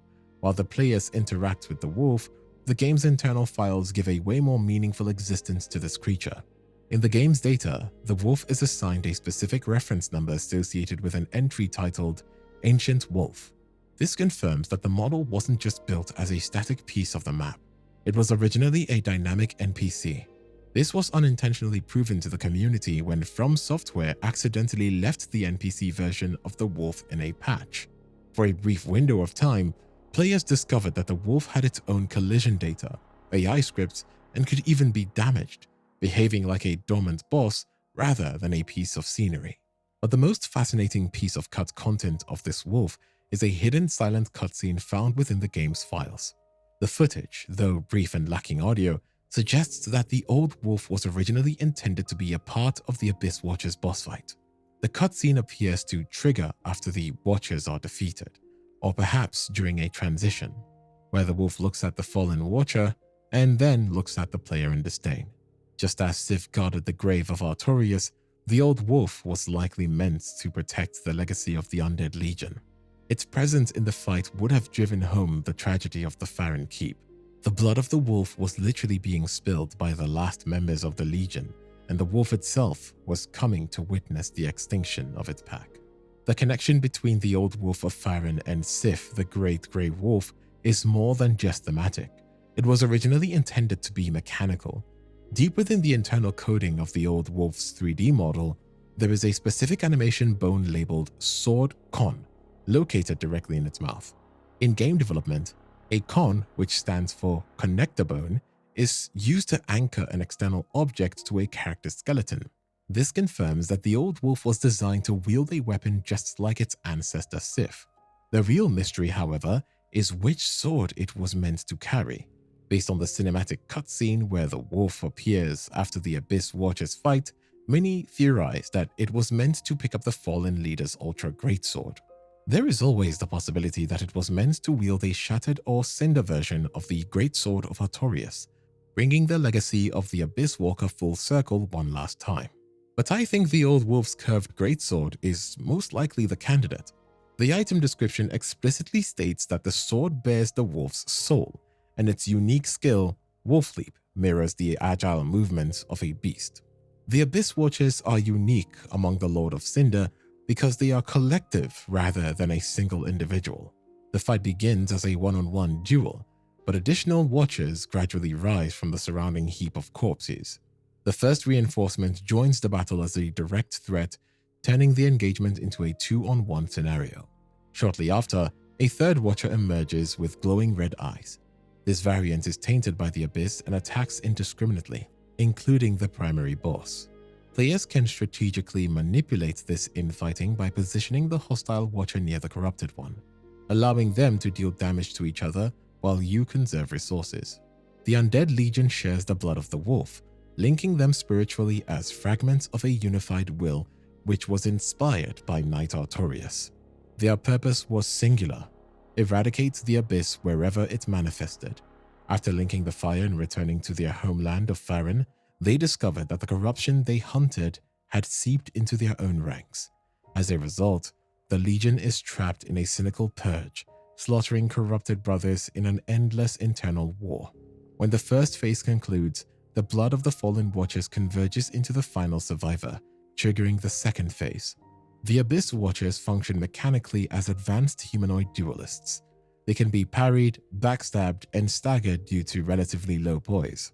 Their sliding dash and aerial slam attacks feature exploitative recovery frames, rewarding disciplined spacing and timing.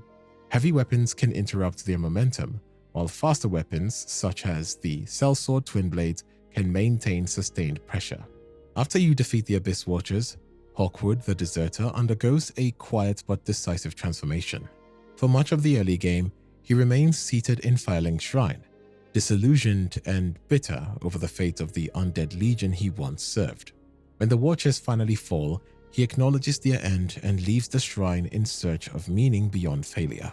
His next trace appears near the entrance to the Consumed King's Garden, close to the encounter with Osiris, implying that he has begun investigating Draconic transcendence. At Archdragon Peak, Hawkwood's evolution becomes explicit. If observed at the altar, he performs the Way of the Dragon gesture, mirroring your own pursuit of Draconic ascension. Through this ritual, he acquires his own Twinkling Dragon headstone, while you obtain the Torso Stone. The symbolism is deliberate. Hawkwood, once ashamed of desertion, now seeks a new identity through the ancient path of dragons, rejecting both his past and the fading age of fire. The narrative resolves in a personal duel unlike most NPC encounters. After speaking with Andre of Astora, you learn Hawkwood has issued a challenge. he awaits you in the arena where the Abyss Watchers once fought, standing among the corpses of his fallen comrades. If Hawkwood defeats you, he will confiscate the twinkling dragon torso stone from your inventory, forcing you to return and reclaim it by killing him. The conclusion reframes Hawkwood entirely. He begins as a crestfallen deserter and ends as a warrior who sought transcendence, willing to stake his existence on proving himself the true dragon. By the time players reach Archdragon Peak, many already know about the ritual required to obtain the infamous Calamity Ring. By performing the Way of the Dragon gesture at a specific altar, the ring materializes as a reward. Mechanically, its function is brutally simple. The wearer takes double damage from all sources. On paper, it appears to be nothing more than a voluntary handicap, effectively turning the game into a self-imposed challenged mode.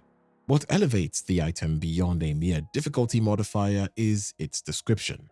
The text explicitly states that the ring has no useful powers and is simply a symbol of dragon worship, quietly passed down among fervent adherents who believe the act of bearing it as a sacred duty. This phrasing feels intentionally self-aware. Rather than hinting at hidden mechanics or secret transformations, the description emphasizes its own pointlessness. This prank is very similar to something we have seen before where Miyazaki claimed that the pendant has some hidden effects and some passive effects, but it turned out to have none. In practical terms, the ring does exactly what it claims and nothing more. It amplifies incoming damage and has no other compensatory benefit. The true identity of the Nameless King represents one of the longest-running narrative threads in the trilogy. In Dark Souls, we are told that Gwyn had a firstborn son, a god of war who inherited the power of sunlight, but was erased from history after an act of foolishness. The empty statue pedestal in Anor Londo became a symbol of that absence, fueling years of speculation about the identity of the forgotten heir. When you ascend Archdragon Peak in Dark Souls 3 and ring the Great Bell, the confrontation that follows is not simply another boss encounter. Instead of continuing the god's crusade against the ancient dragons, he aligned himself with them, forming a bond with the Stormdrake and embracing the path of the dragon. Gwyn's response was immediate and strict. The son was stripped of his name and was exiled from Anor Londo. By the time you encounter him, the Nameless King appears weathered and hollowed, yet his posture and combat style retain an unmistakable regality. The confirmation of his lineage extends to his soul transpositions. The Darkslayer's sword spear explicitly describes him as a former dragon slayer who became their ally, closing the narrative loop that began in Lordran. His crown, flowing hair, and gilded armor visually align him with the Sunlight Dynasty. Defeating him is therefore more than overcoming a mechanically demanding encounter. It is the final extinguishing of Gwyn's original bloodline. We've talked about the Nameless King being Gwyn's firstborn, but there is a subtle animation during his boss fight that proves he never truly lost his nobility. Also, the scene confirms his empathy toward the dragons. At the end of the first phase, when you kill his mount, the King of the Storm, the Nameless King approaches the defying Drake, places his hand on the Drake, and after a brief moment of hesitation, delivers the final blow of mercy. Kill the Drake and absorb its soul. This shows a level of empathy and companionship that is almost entirely absent in his father, Lord Gwyn. While Gwyn used his children and his knights as fuel for his age, the Nameless King treats his enemy dragons as brothers in arms, mourning them even as he takes their power to stop you. The Nameless King is often cited as the hardest boss in the Dark Souls 3 base game, particularly because of his delayed attack timings and massive damage. One of his most intimidating moves occurs in the second phase as he raises his dragon-slaying sword spear to the sky, charging it with a crackling roar, and then a bolt of lightning strikes you from directly above. While most of the players struggle with the split-second roll timing required to dodge the bolt, there is a secret trick that turns this attack pretty useless, and that simple trick is to just look away. If you unlock your camera and turn your character around so that the Nameless King is no longer visible on your screen, the lightning strike will almost always fail to hit you. This is likely due to how the game's lock-on and projectile tracking mechanics function. The lightning bolt is programmed to strike the player's position based on the game's tracking logic for that specific attack.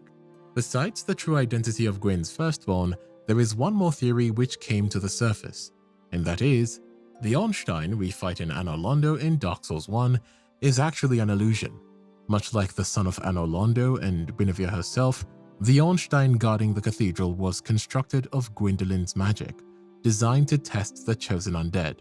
The real Ornstein, the captain of Gwyn's 4 knights, had long since left his post. He did not really flee out of cowardice or due to disdain for the gods. He instead sought out after his true idol, the epitome of what a dragon slayer is, and that is Gwyn's firstborn. The evidence for that is found in Dark Souls 3. At the Archdragon Peak, you find the Dragon Slayer set simply lying on the ground, specifically in the area following the Nameless King's defeat. The item description notes that, in the Dragonless Age, this knight who long guarded the ruined cathedral left the land in search of the Nameless King, which means that Ornstein eventually departed the cathedral in Anor Londo in search of a Nameless King. Also, something of note is that the armor is out there, simply floating. It is not in a corpse, so that means after he found his master, he discarded his armor to follow the path of the dragon himself.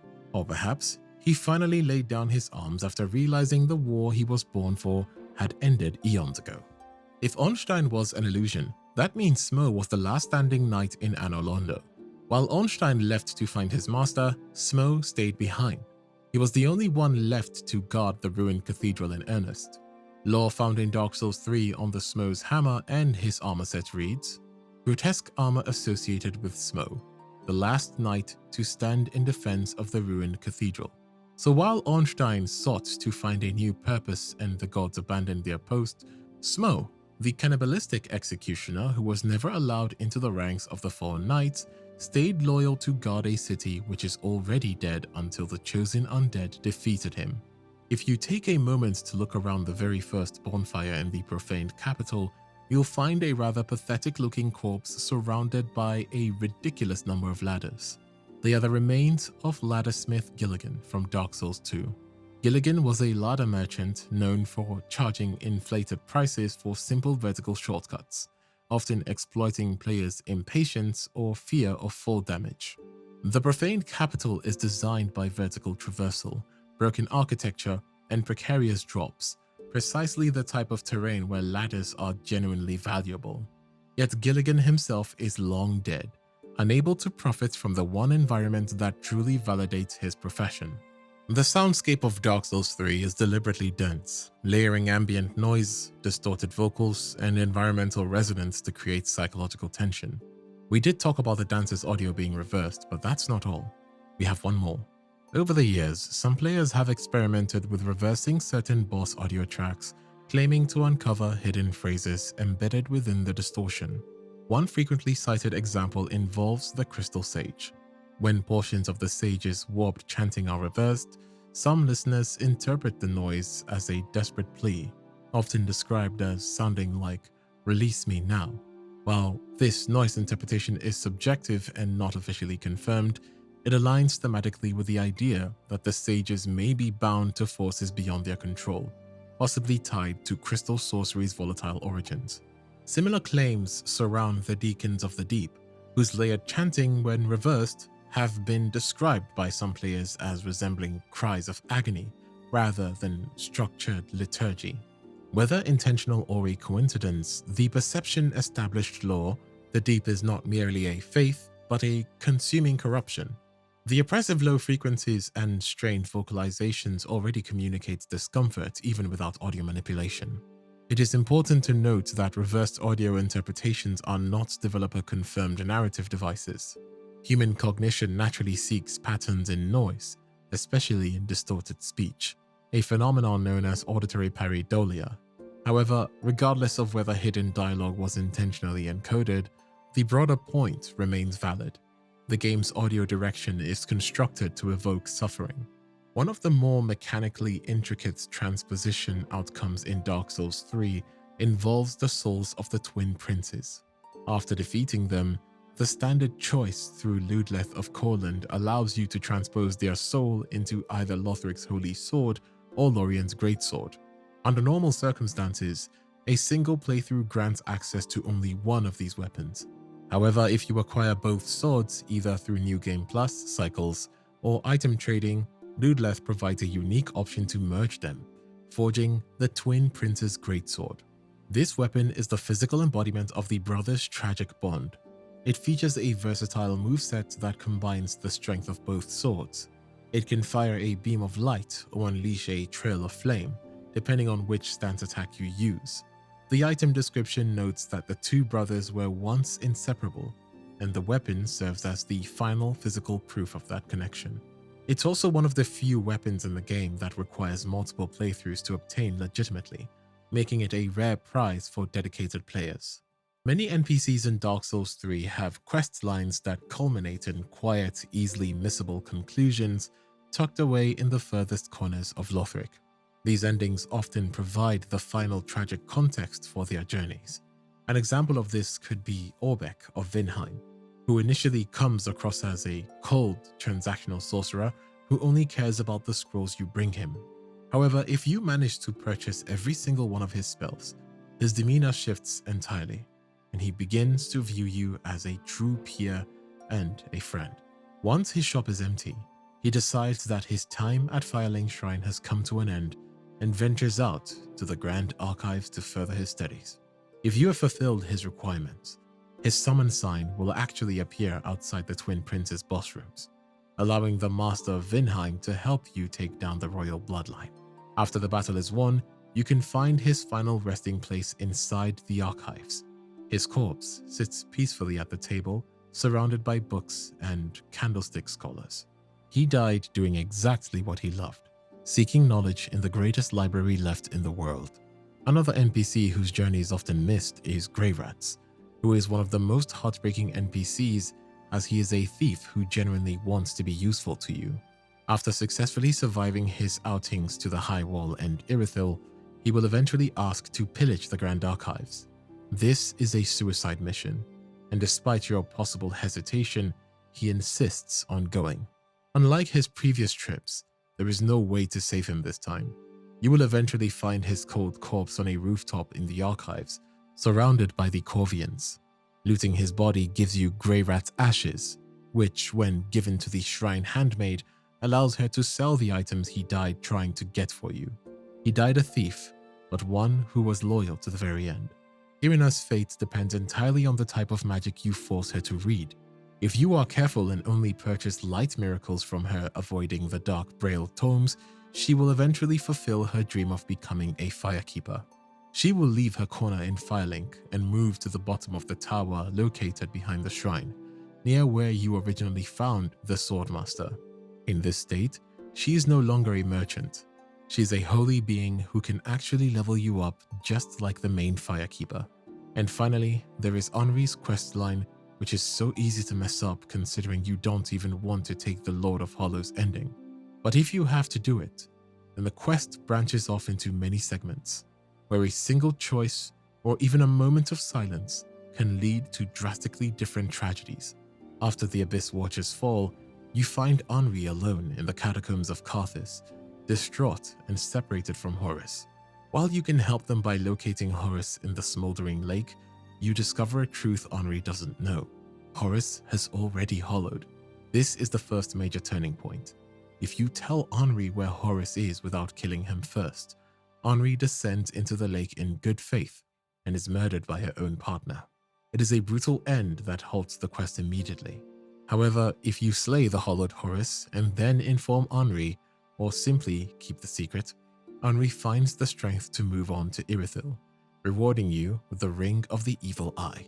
Once Henri reaches the Church of Yorshka, the quest enters its most sinister phase, revolving around a hidden assassin disguised as a statue in the corner of the room. This is where your loyalty is tested. If you kill the assassin, you save Henri's life, but you permanently fail Yuria of Londor's questline and the Lord of Hollows ending. If you spare the assassin, Henri is led away to their wedding, which is actually a ritualistic sacrifice. You eventually find Henri's body in the Dark Moon tomb of Anor Londo, where you plunge the Sword of Averwall into them to claim their dark sigils. It's a cold political marriage where Henri is nothing more than a vessel for your ascension. though they do remarkably appear as a hollowed servant in the final cutscene of the game. If you chose to protect Henri and slay the assassin, the quest culminates in a rare moment of cooperation. Henri leaves a summon sign at the gate of Anor Londo, asking for your help to defeat Aldrich, Devourer of Gods. This is a role reversal for once. You are the Phantom helping the NPC fulfill their destiny. After the god is slain in their world, Henri's duty is complete, but the cost is her sanity. Ludleth of Corland gives you their sword with a warning not to follow them, but if you do, you find a tragic sight. Depending on whether you told them about Horus earlier, Henri will be found hostile and hollowed either at Horus's makeshift grave in the lake or near the Cathedral of the Deep. We mentioned earlier that the Firekeeper will turn her head away in judgment if you equip certain items, like the rings that mark you as a member of the detested Church of Londo. But did you know you can trigger this same reaction without wearing any gear? If you dip your head in the wax basins of the Grand Archives to protect yourself from the spectral hand, and then immediately teleport back to Firelink Shrine, the Firekeeper will turn away from you in what appears to be visible distaste. This interaction is fascinating because it suggests the wax-headed scholar look is more than just a temporary buff. The Firekeeper serves the linking of the fire, a goal upheld by the three pillars of Lothric: the knights, the priestesses, and the scholars. However, lore implies that the scholars were the traitorous pillar.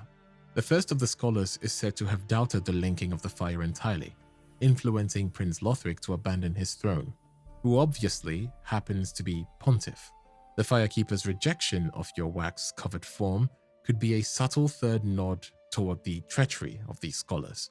She treats you with the same coldness she reserves for the Hollows of Lorndor, potentially marking the Grand Archives as an equal enemy to the Flame. Speaking of Firekeepers, behind an illusory wall in the untended graves, a dark warped mirror of Firelink Shrine, you can find the eyes of a Firekeeper. Bringing these back to your Firekeeper at the main shrine unlocks the End of Fire conclusion. When she possesses these eyes, her dialogue changes drastically. She begins to see tiny flames dancing in the distance of a world of darkness. This implies that the blindness of Firekeepers isn't just a tradition, but a necessary restriction. To see the truth of the fire is to see its inevitable end, and by giving her back her sight, you are giving her the agency to choose a world without fire.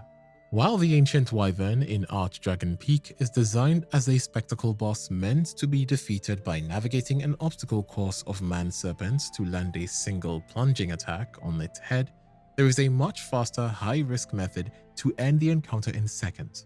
Instead of running the gauntlet, you can position yourself on the elevated path of the stairs near the start of the arena. By baiting the Wyvern into using its horizontal fire breath, you can find a precise window to perform a timed jump attack. If your timing and positioning are perfect, the game registers this as the critical plunging attack, killing the massive beast instantly without you ever having to leave the first staircase. It is a favorite trick for speedrunners and seasoned veterans, turning a long, dangerous trek into a short, one-shot kill. The rope bridge leading to the Chapel of Ariandel is iconic for its precarious height, but it is also a massive interactive ladder. If you attack the ropes on the chapel side, the bridge will collapse against the far cliff, essentially turning into a giant's ladder that leads to the frozen depths of the painting. This descent reveals one of the most visually stunning areas in the DLC, the depths of the painting. Here, you will find a field of frost-covered flowers and the massive optional boss fight against the champions Gravetender and Gravetender Great Wolf. Speaking of hidden ladders, do you see that massive ladder there? Let me tell you, no one should have to go through the headache of finding it blindly. Most players naturally assume that breaking the bridge, the classic Dark Souls trick from the catacombs, is the key, or they spend an hour trying to find a character with the Silver Cat ring just to survive the sheer drop into the cliffs. But neither will work. The actual trigger is much more obscure. You have to hunt down and kill a specific tree creature located at the very bottom of the icy ravine. Once that tree is dead, you'll hear a distinct heavy audio cue. It is incredibly easy to miss because honestly, who thinks to go back up after finally making it to the bottom? But it's worth the climb. At the very top of that dizzying ascent lies a Titanite slab, one of the only 3 available in the entire DLC. Speaking of Titanite slabs, the next slab is probably the most easily missed reward in the Ashes of Ariandel DLC, which is rather there in plain sight when you go back to the Corvian settlement. After you defeat Sister Fried and set the painting ablaze with the help of Father Ariandel's fire, the world begins to slowly succumb to the burning rot. If you return to the settlement and speak to the Corvian settler, the one sitting outside the house who was originally praying for the fire, he will be overjoyed. He'll tell you that he can finally hear the crackle and feel the warmth. As a token of his immense gratitude for bringing about the end of the stagnant world, he grants you a Titanite slab. At the entrance of the chapel, there is a cold, imposing figure standing. This is Sir Wilhelm, who serves as the barrier between you and Sister Fried. While he is defined by his deep, gravelly voice and his pitch-black armor, the game's files reveals that Wilhelm was a reconstructed character who underwent a massive identity shift during development. In a rare move for From Software, Wilhelm's armor was not created from scratch. Instead, the developers pulled the unused Burial Knight set from the base game's files and heavily modified it to become the Wilhelm set. The original Burial Knight armor had a similar aesthetic, but lacked the distinctive slender profile and flowing shawl we see in the DLC. Even more fascinating are the leftover subtle notes in the DLC's internal text. In these early drafts, Wilhelm is consistently referred to as she. This suggests that Fried's loyal protector was originally envisioned as a female knight. When you look at the armor with this in mind, its slender, elongated frame suggests a more feminine design. Additionally, early combat notes suggest that Wilhelm was originally a dual wielder. Instead of just the Onyx blade, Wilhelm was meant to use two blades in a rapid, aggressive style, similar to the Pontiff's Outrider Knights. But by the time the DLC launched, his gender was swapped, and his design was changed to match the same design we see today. If you ever summon Slave Knight Guile for the Sister Fried fight, then you will notice a unique mechanic. Guile does not appear for the first phase. He only gets summoned once the second phase begins. I think From Software did this as in the first phase, Fried has a relatively low health pool. If Guile was summoned there, then the combined power of both of you would absolutely breeze through the first phase. And not to mention, the real fight only begins with phase 2, when Father Ariandel is awakened. So to balance out the 3-phase fight, Guile is summoned for the second phase. When you first step into the DLC, you will know how the world collapsed. As the fire fades, the Dreg Heap in the Ringed City DLC provides the literal answer. As you descend through the ruins, you are moving through the debris of kingdoms and lands from the past. At the very beginning, you can find the ruins of the Lothric castle at impossible angles. As you drop further, you land in the ruins of the Earthen Peak from Dark Souls 2, recognizable by the giant moss-covered windmills. Finally, at the very bottom, after you fight through Demon Prince, you will encounter the Firelink Shrine from the first game, now overgrown and serving as the arena for the Demon Prince. This verticality is a visual presentation of the end of the world. Every kingdom that ever rose to link the fire was eventually crumbled and fallen on top of the one before it, creating a literal mountain of architectural dregs. It is a rather cool flashback to see locations from every game. As you descend into the chaotic mess of the Dreg Heap, you might notice a transparent ghostly figure of Slave Knight Guile pointing towards the seemingly bottomless drops. Besides being a way to tell the player that the drop is safe, if you look closer at the ground where you land, you will find something more physical. A small red cloth weighed down by a stone. Guile literally ripped up his iconic red cloak to leave breadcrumbs for you. He knew the path through the collapsing world, but also something rather iconic here is that in the eventual boss fight with Guile, he uses his cloak as a secondary weapon to extend the range of his sword swings. Every scrap he left behind in the Dreg Heap was technically a piece of reach disadvantage in the fight. He sacrificed his cloak in the ruins just to make sure you did not get lost. The most significant marker is in the shared grave. The piece of cloth signifies a drop downwards that is necessary to progress the DLC. It is also the same point where Lap, or rather Patches, kicks you. If you killed Lap previously, then you would have no idea that this is the descent. But if you are clever enough to analyze the area and figure out Guile's marks, then you would be on the right track. From Software is known for stealthily patching descriptions about the lore. The soul of the Demon Prince underwent a significant rewrite. The original reads, "The Demon Prince, after his defeat in Lorien, retreated beneath the earth and lost the memory of the first flame that burned within him, marking the end of demonkind." Whereas the updated texts shifted the focus to a shared collective burden. The demons birthed from a common chaos share almost everything between them, even the pride of their prince and his near-faded flame. This change makes the fight more tragic. It is no longer just about one specific prince. It is about the fate of the entire demonkind and their race, passing their last embers to whoever survives the longest. By removing the specific mention of Lothric's victory, the game emphasizes the desperation of the demons to survive and extend their race. The finality of this encounter cannot be overstated. With the defeat of the Demon Prince, the flame of chaos, the corrupted fire born from the bed of chaos in the first game, is officially dead. Since neither the demon from below or demon from pain remains to rekindle that final spark, the entire race of the demons is effectively erased from existence, ending the lineage of chaos in the very place where the Age of Fire was first rekindled. The demons were born from a failed attempt to recreate the first flame. Now at the end of the world, both fires are finally going out together. Speaking of Firelink Shrine, the place where you fight the demon from pain and the demon from below are one of the last demons left in Lothric, which originates from the Chaos Flame. The fight begins with both bosses, but besides being a dual boss, there is a very interesting mechanic which is based on which demon you kill first. If you kill the demon in pain last, the Demon Prince will focus on massive meteor-like fireball attacks.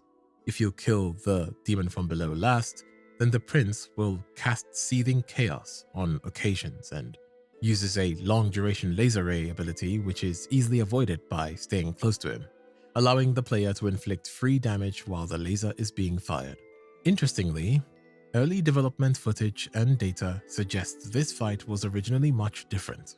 It featured only a single demon at the start, which was initially named as the Crimson Bat, with the second joining the battle after you deal 60% of the damage to the Crimson Bat.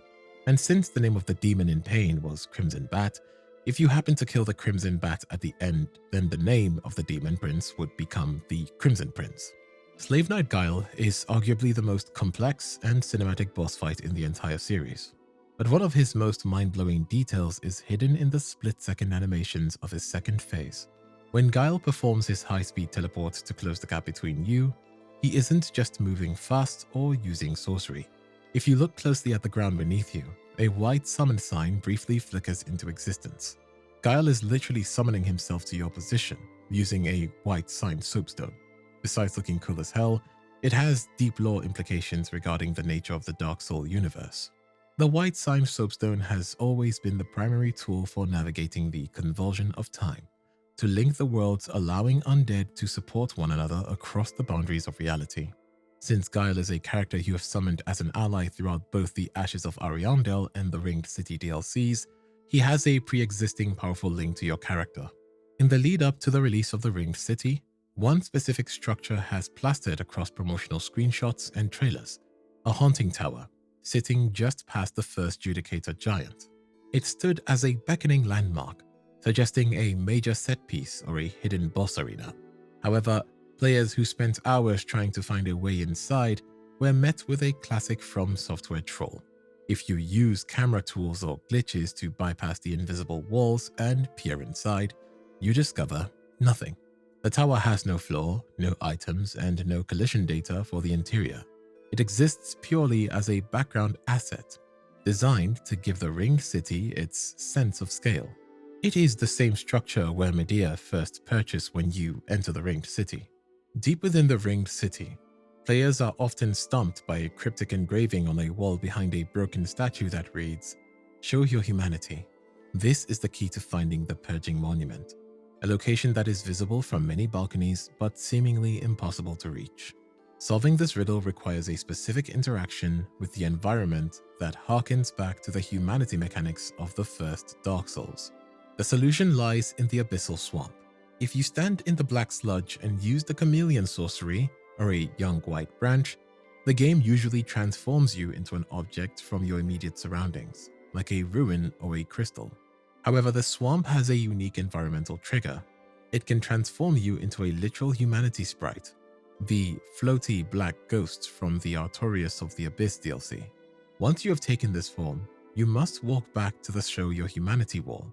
Upon your arrival, a massive ladder will descend from the heavens, granting you access to a hidden path guarded by a final Judicator giant and 2 ring knights, ultimately leading you to the monument itself.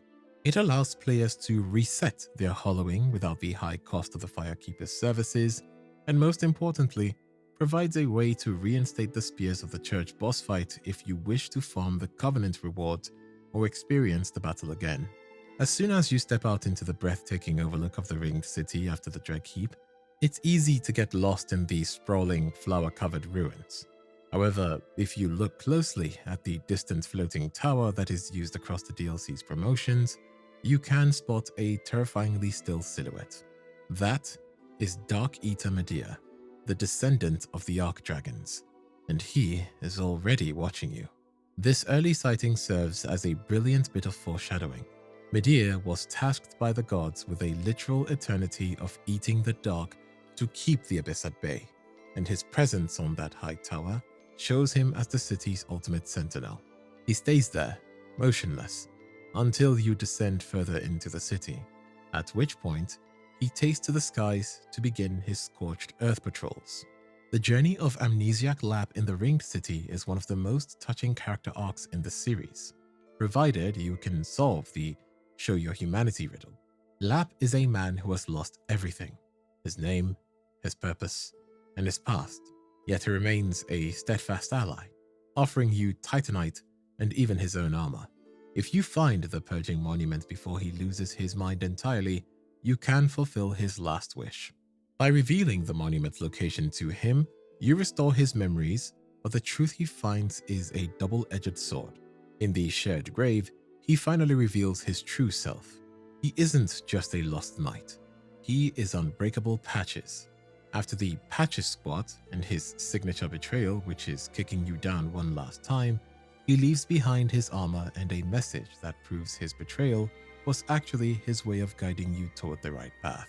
Patches is one of the very few undead who survived from the very beginning of the first game all the way to the literal end of the world in the Ringed City. He survived every cycle, every Age of Fire, and every Hollowed Kingdom.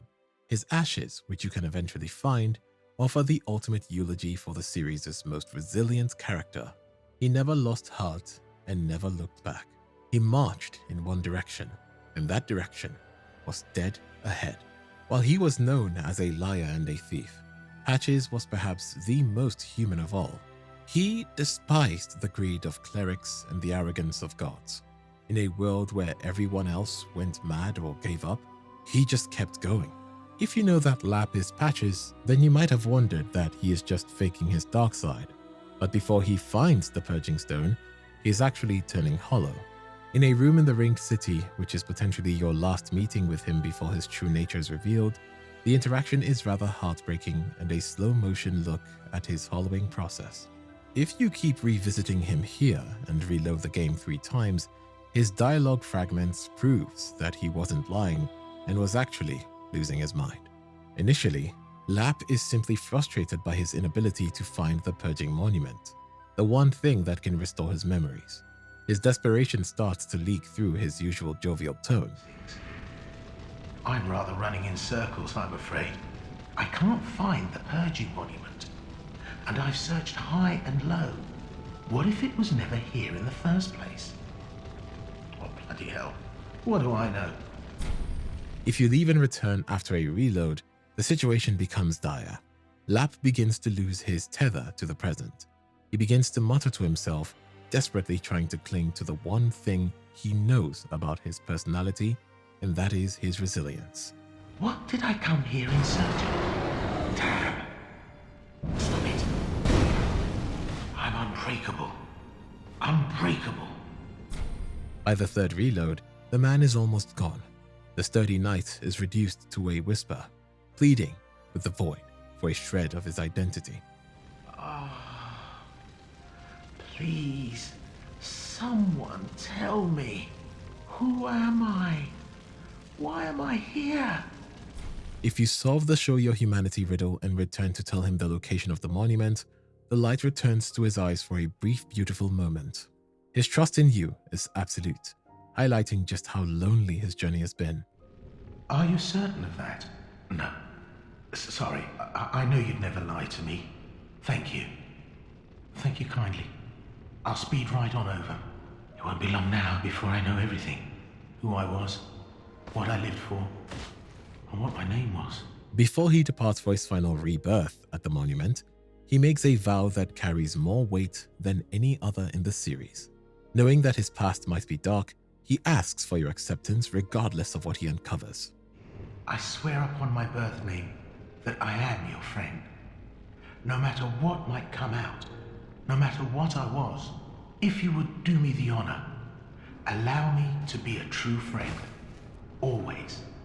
This confirms that Lap, the man who would eventually be revealed as Unbreakable Patches, was a man genuinely terrified of his own shadow who chose to believe in a friend one last time before the world ended and his identity revealed. The Lap arc is widely considered one of the best executed subplots in the series, hiding the identity of the one and only Patches in plain sight. While many players guessed his identity through his signature squat, the slightly modified pitch of his voice, or his habit of calling you friend, the biggest clue was actually his name. In different languages, like in Middle High German, Lap refers to a simple-minded person or a fool.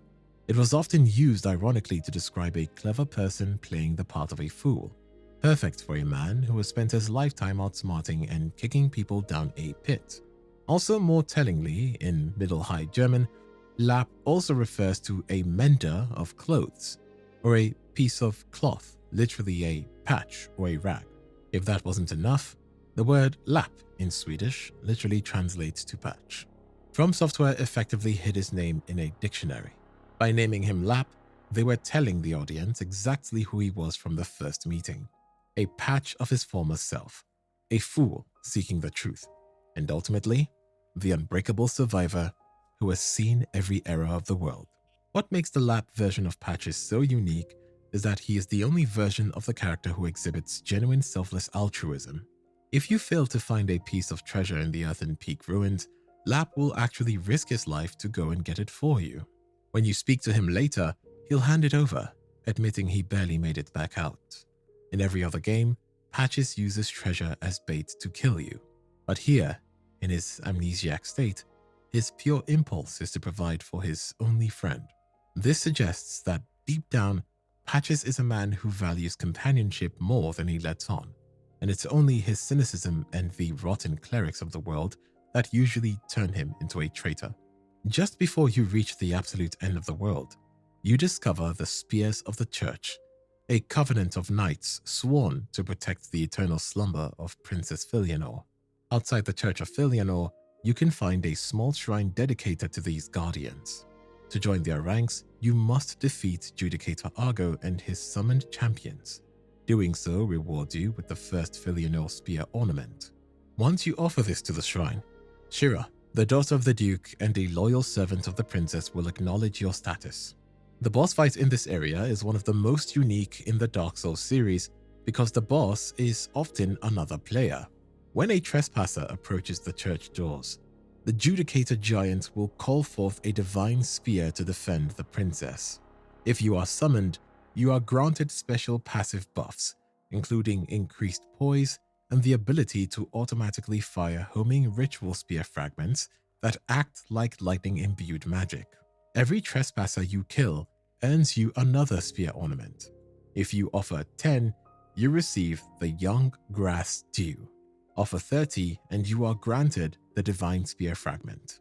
This item is a more powerful version of the Ritual Spear, allowing you to summon a wall of lightning spears from the ground to zone out your opponents.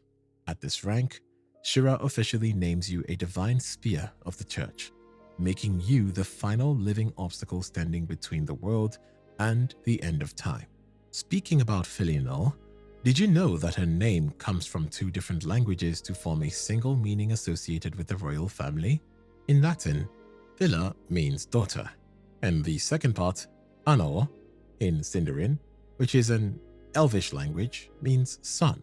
So her name literally translates to Daughter of the Sun, a direct reference to her lineage as a child of Gwyn. However, as some lore hunters have pointed out, there is a second, more jarring interpretation. In some Latin contexts, the word Norus translates to daughter-in-law. If this was an intentional choice by the developers, it casts a massive shadow over her percentage. It suggests the possibility that Filianor might have had a different mother than Gwyn's other children, or that her daughter status was a title of adoption, rather than blood. Given that we are constantly discovering new children of Gwyn like Captain Yorshka, whose draconic features clearly distance her from Guinevere, it is becoming more clear that Gwyn's family tree is far more tangled and diverse than the history books of Lordran ever let on. Speaking of Filianor, did you know that she is the one responsible for the state of the ringed city we see when we enter it?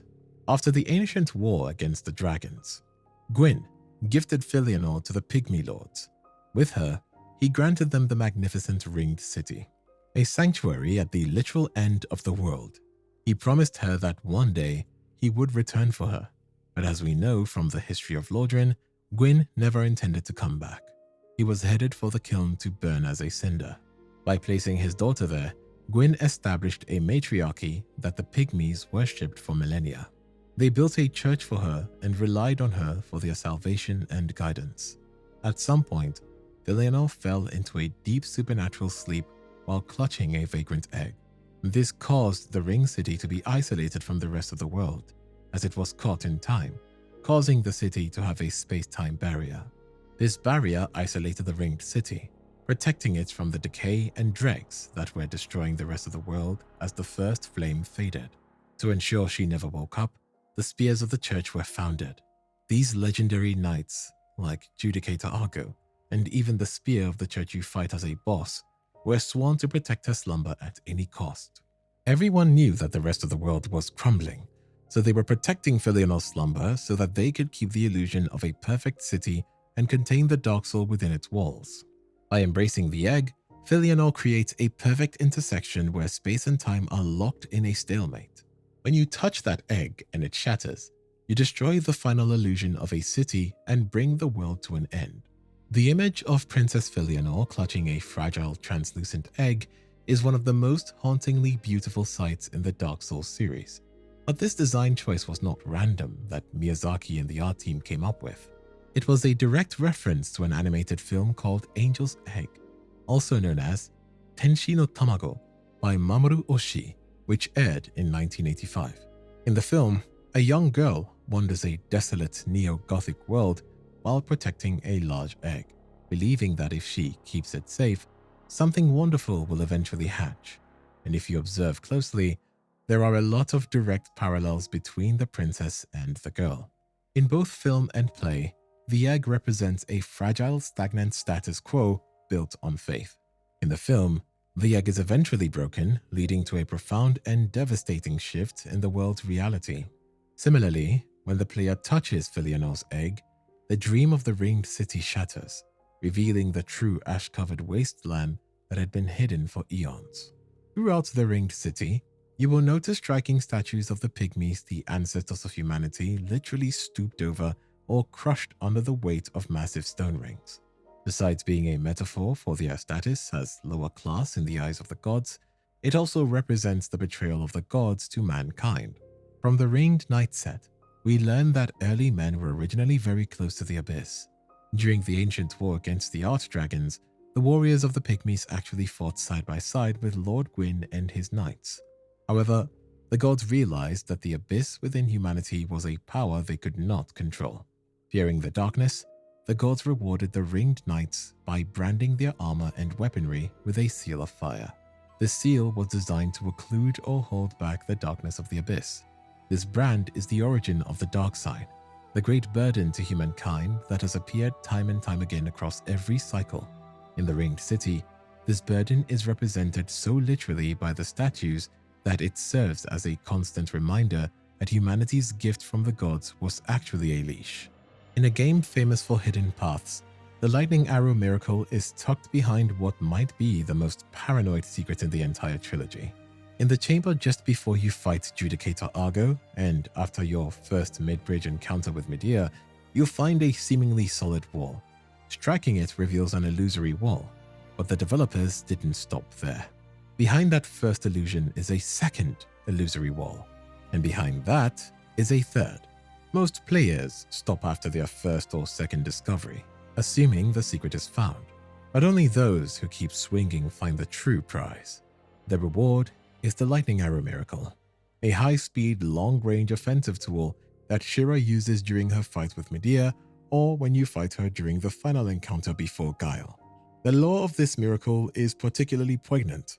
It was used by the few female knights who served in the ancient war against the dragons.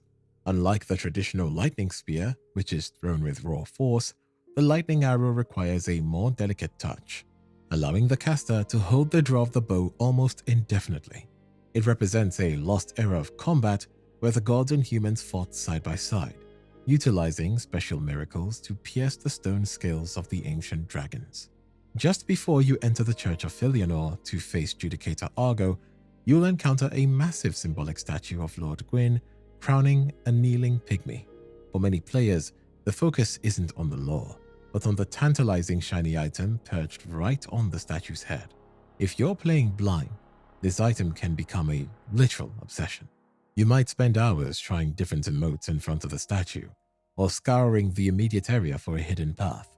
You can even see a small hole in the ceiling directly above the statue, but it seems completely out of reach. The secret to reaching it is tucked away far back at the second bonfire. Once you've unlocked the shortcut elevator nearby, you need to take the ride down and keep a close eye on the walls. About halfway through the descent, there is a hidden opening you must roll into. There, you will find the hole.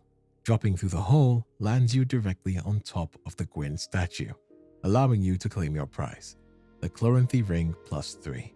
Arguably, this is the best stamina recovery item in the game. If you thought Vendyr's fall from the bridge was the end of his story, you're in for a treat and a lot of pain. Many players defeat Vendyr on the bridge, watch him tumble into the darkness, and assume he's gone for good.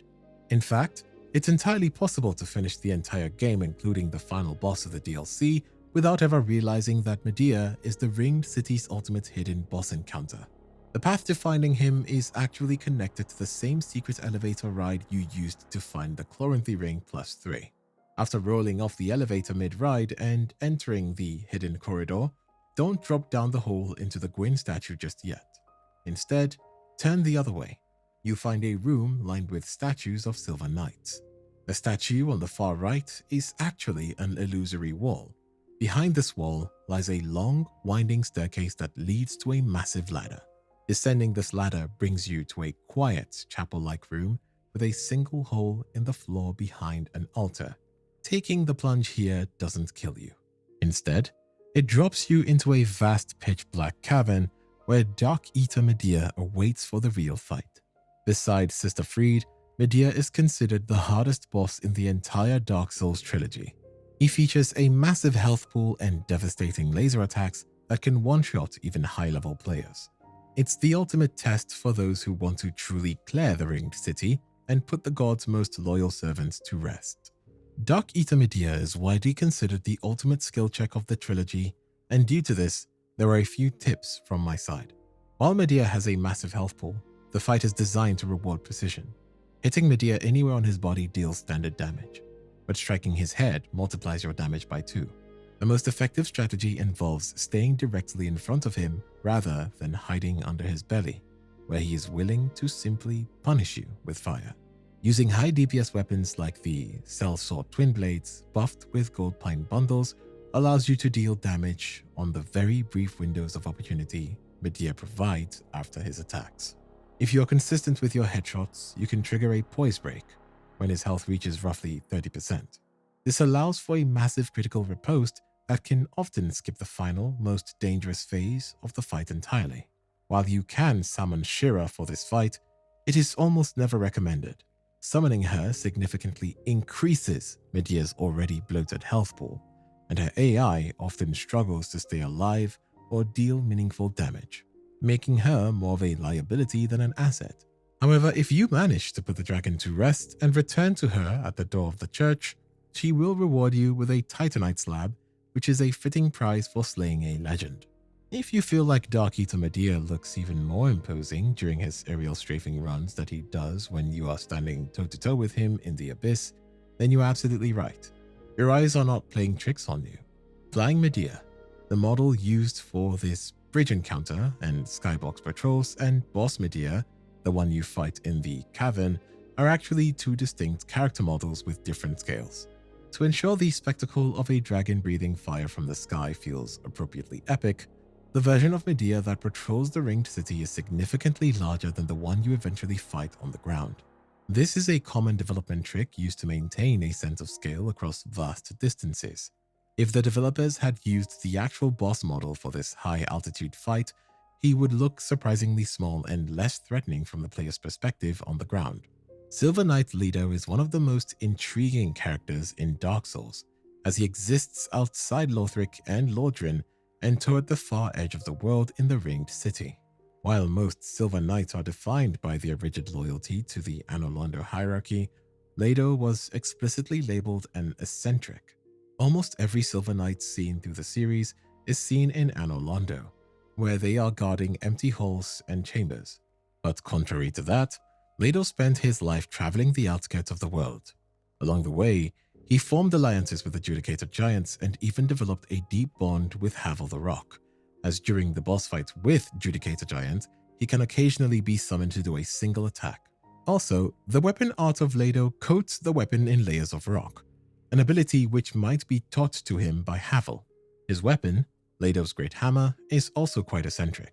It is by far the heaviest weapon ever wielded by an Anor Londo knight, requiring a staggering 60 strength just to swing.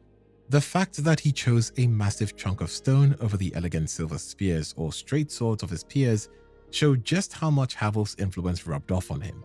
Data miners discovered that Leto was almost certainly meant to have a unique visual identity that would greatly be symbolic of his eccentricity. Just days before the Ringed City was released, hundreds of assets were leaked from the patch, including the UI icons for a well-worn Silver Knight set that never made it to the final game. This cut armor features visible modifications that set it apart from the standard Legion gear, most notably a set of prominent horns on the helmet. This would have been a perfect fit for Leto, who is explicitly described in his item lore as an eccentric Silver Knight. Having him wear a weathered horned version of the classic Anor Londo uniform would have visually told the story of his long lonely travels, but for some reason, From Software decided to leave the set on the cutting room floor, leaving Leto to hunt the ruins in the standard issue silver. The Locust Preachers in the Ringed City are famous for their eerie philosophical exposition on the various characters of Dark Souls 3, usually trying to tempt them into the Abyss Feast. However, data miners discovered a few extra lines of dialogue that were cut from the final game, these specifically describing a mentor of Rosaria's fingers. The cut dialogue speaks of a man who was fully human, never a grub, and driven by a strange internal purpose. This is a direct reference to the mechanics of Rosaria's covenant. Her fingers invade and pillage to gather tongues of their mistress in exchange for rebirth. However, those who undergo rebirth too many times, 5 to be exact, lose their humanity and transform into man-grubs, a fate we see befall Yellowfinger Hazel. While there are 3 male fingers, Creighton, Kirk, and Leonhard, the cut dialogue almost certainly describes Ringfinger Leonhard. Unlike the others, Leonhard is explicitly stated to have rejected rebirth and the restoration of his scarred, burned flesh. He chose to remain human in form, avoiding the risk of turning into a grub, even as he eventually betrayed the Covenant to save Rosaria's soul in Guinevere's old chambers. By removing this dialogue, From Software kept Leonhard's true motivations even more shrouded in mystery, leaving us to wonder if his refusal to change was out of pride or a deeper hidden loyalty. When you shatter Filionor's egg and the illusion of the Ringed City dissolves, you are left standing in a vast grey world of ash. If you look toward the horizon, you can see the remains of the world's greatest kingdoms finally coming to an end. The most prominent structure is a 3D model of Lothric Castle, tilted and crumbling. It is the most complete ruin, suggesting it was the final kingdom to fall before the world reached this terminal state. Further in the distance, rendered as a blurry 2D asset at the edge of the world, is a structure that remains a subject of intense debate. It shares the flying buttresses of Anor Londo and the jagged, towering silhouette of the early Dragon Lake from Dark Souls 2 concept art. Whichever kingdom it represents, the message is rather clear. The Dreadheap was just the beginning of the collapse. At the literal end of time, the geography of every significant age has been pulled into this single desolate point. When you first step into the desolate ash-covered arena of the final battle, you encounter the last of the Pygmy Lords. He is seen crawling through the dust, his body so ravaged by guile that his skull is entirely disconnected from his spine, held together by nothing but the lingering dark. Most players either put him out of his misery or ignore him to focus on guile. But if you have the patience to simply watch, you'll witness something. This Pygmy Lord is dedicated to a singular goal, reaching Princess Filianor. He crawls across the vast expanse of ash toward the remains of the tower where you first shattered the egg. If you let him reach the very end of the crumbled tower, he finally collapses and dies, uttering a final heartbreaking plea. Filianor, help me. This moment reveals the tragic depth of the Pygmies' relationship with the gods. Despite being branded, imprisoned in a time-locked city, and ultimately hunted for their blood by guile, they still looked to Gwyn's daughter as their protector. While Dark Souls 2 felt like a journey to a distant fading memory, Dark Souls 3 is an unapologetic direct sequel that ends the story of the first flame. Kingdoms are physically colliding and collapsing into one another. The most heart-wrenching evidence is found in the smoldering lake, where you find the stone-cold corpse of a giant spider, the fair Lady Quelaag's sister. Slumped right next to her is another body. Upon looting it, you receive the Quaelana Pyromancy Tome. This silent tableau tells the final chapter of the Daughters of Chaos. Quaelana, the only sister who escaped the flame, eventually returned to her sister's side to stay with her until the very end. The attention to detail linking the events back to the first game is evident in the first 30 seconds of the game. The corpse where you find your Ashen Estus flask in the Cemetery of Ash is modeled after Oscar of Astora, the knight who freed you in the Undead Asylum. Even across ages, Oscar is still providing the player with the means to survive. This pattern of finding fallen legends is everywhere. In the abandoned tomb of Gwyndolin, a lone corpse wears the brass set, revealing that the Firekeeper of Anor Londo perished in her master's chambers. The story of Shiva of the East ends in the Cold of Irithyll, where you find the Easterner's ashes. In a corpse just next to the withered stray demon in the Farron Bridge, you can find the armor of Havel, probably of one of his knights. The architectural connections are just as deliberate. Irithyll was built around and beneath the remains of Anor Londo, but time has been cruel. Finding the giant blacksmith dead at his anvil is perhaps the saddest Easter egg in the series. He died exactly where we left him. This theme of echoes continues in the painted world of Ariandel, which functions as a direct parallel to the painted world of Ariamis. The bridges, the Corvians, and the basement wheels are almost identical, suggesting the world has been repainted over the same foundations. Sister Fried even mimics Priscilla's movements, from her scythe wings to her invisibility, while Priscilla's tower still stands in the distance. Before we close the final chapters of the Souls trilogy, we must return once more to the Kiln of the First Flame. But look closely. Doesn't something about it feel eerily familiar? In Dark Souls 3, the kiln rests upon the massive stump of a colossal arch tree. Many have speculated that this is the very same arch tree that once towered around the kiln in the original Dark Souls. The theory holds weight. There is no practical reason to relocate the kiln. Uprooting the metaphysical epicenter of the Age of Fire would be an arduous, almost meaningless endeavor. Gwyn burned there. The chosen undead defeated his hallowed remains, and after fulfilling that grim duty, eventually hallowed as well. Another came to link the fire, and another after that was each forced to confront the one who linked it before. The cycle persisted an endless recursion of ash and sacrifice. And fittingly, this was the first place the fire was ever kindled. It is only poetic then that the place where the flame was first kindled becomes the stage upon which it is finally meant to fade. Speaking of the fire fading, letting it die is arguably the only true good ending in the trilogy. In Dark Souls, linking the fire is framed as heroic. You sacrifice yourself to preserve the Age of Fire. But as the series unfolds, we learn the uncomfortable truth. This heroism is artificial. The Age of Fire existed long before the events of Lothric and Lothric, and the fire was eventually meant to run out of fuel, but Gwyn artificially provided himself as the fuel and linked the first flame to extend the Age of Fire. He did this as he was scared of the dark, the humanity, and the inevitable. By the time we reach Dark Souls 3, the consequences are undeniable. The world is collapsing in on itself. Lands converge unnaturally. Time is distorted. Lords of Cinder refuse their thrones because they understand the truth. Linking the fire no longer restores anything, but it merely prolongs decay. The flame is weak, thin, and sickly. What was once a blazing sun is now embers barely clinging to existence. By repeatedly linking it, the world becomes increasingly warped, as seen in the ashen wasteland of the kiln in Dark Souls 3. Continuing the cycle guarantees only further distortion.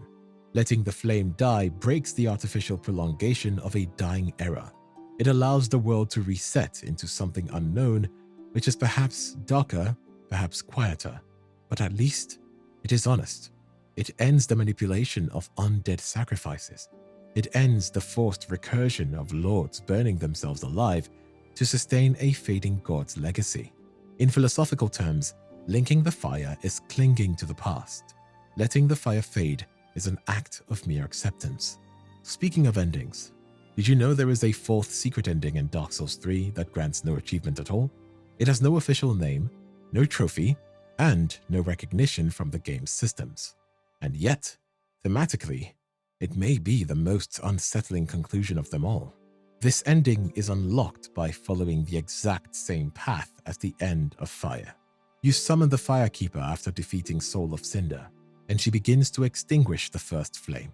The world darkens, but in the final moment, while she holds the fading flame in her hands and the screen has not yet fully faded, the player retains control. If you strike her at that precise moment, the ending shifts. The Ashen One kills the Firekeeper before the first flame is fully extinguished. Her body collapses, you trample her, seize the flame for yourself, and kneel beneath the eclipsed sun. Although the meaning of this ending is ambiguous, it likely symbolizes that the Ashen One acquires the power of the first flame's power for themselves rather than in accordance with any of the great powers at play. The Usurpation of Fire ending also sees the Ashen One acquiring the first flame rather than linking it or letting it die. Although the absence of the followers of Londor in this ending hints that the Ashen One's plans are their own. While the fourth ending is arguably the most cold-blooded choice the player can make, the horrors of the Soul series are not just found in the endings. They are woven into the very anatomy of the world's inhabitants. The Ashen One might be considered as a monster for trampling the Firekeeper, but Lothric and Lothric are home to creatures born of far worse nightmares. If you are ready to descend into the darkness, check out our deep dive into investigating Dark Souls' most horrifying creatures to see what truly lurks within the abyss.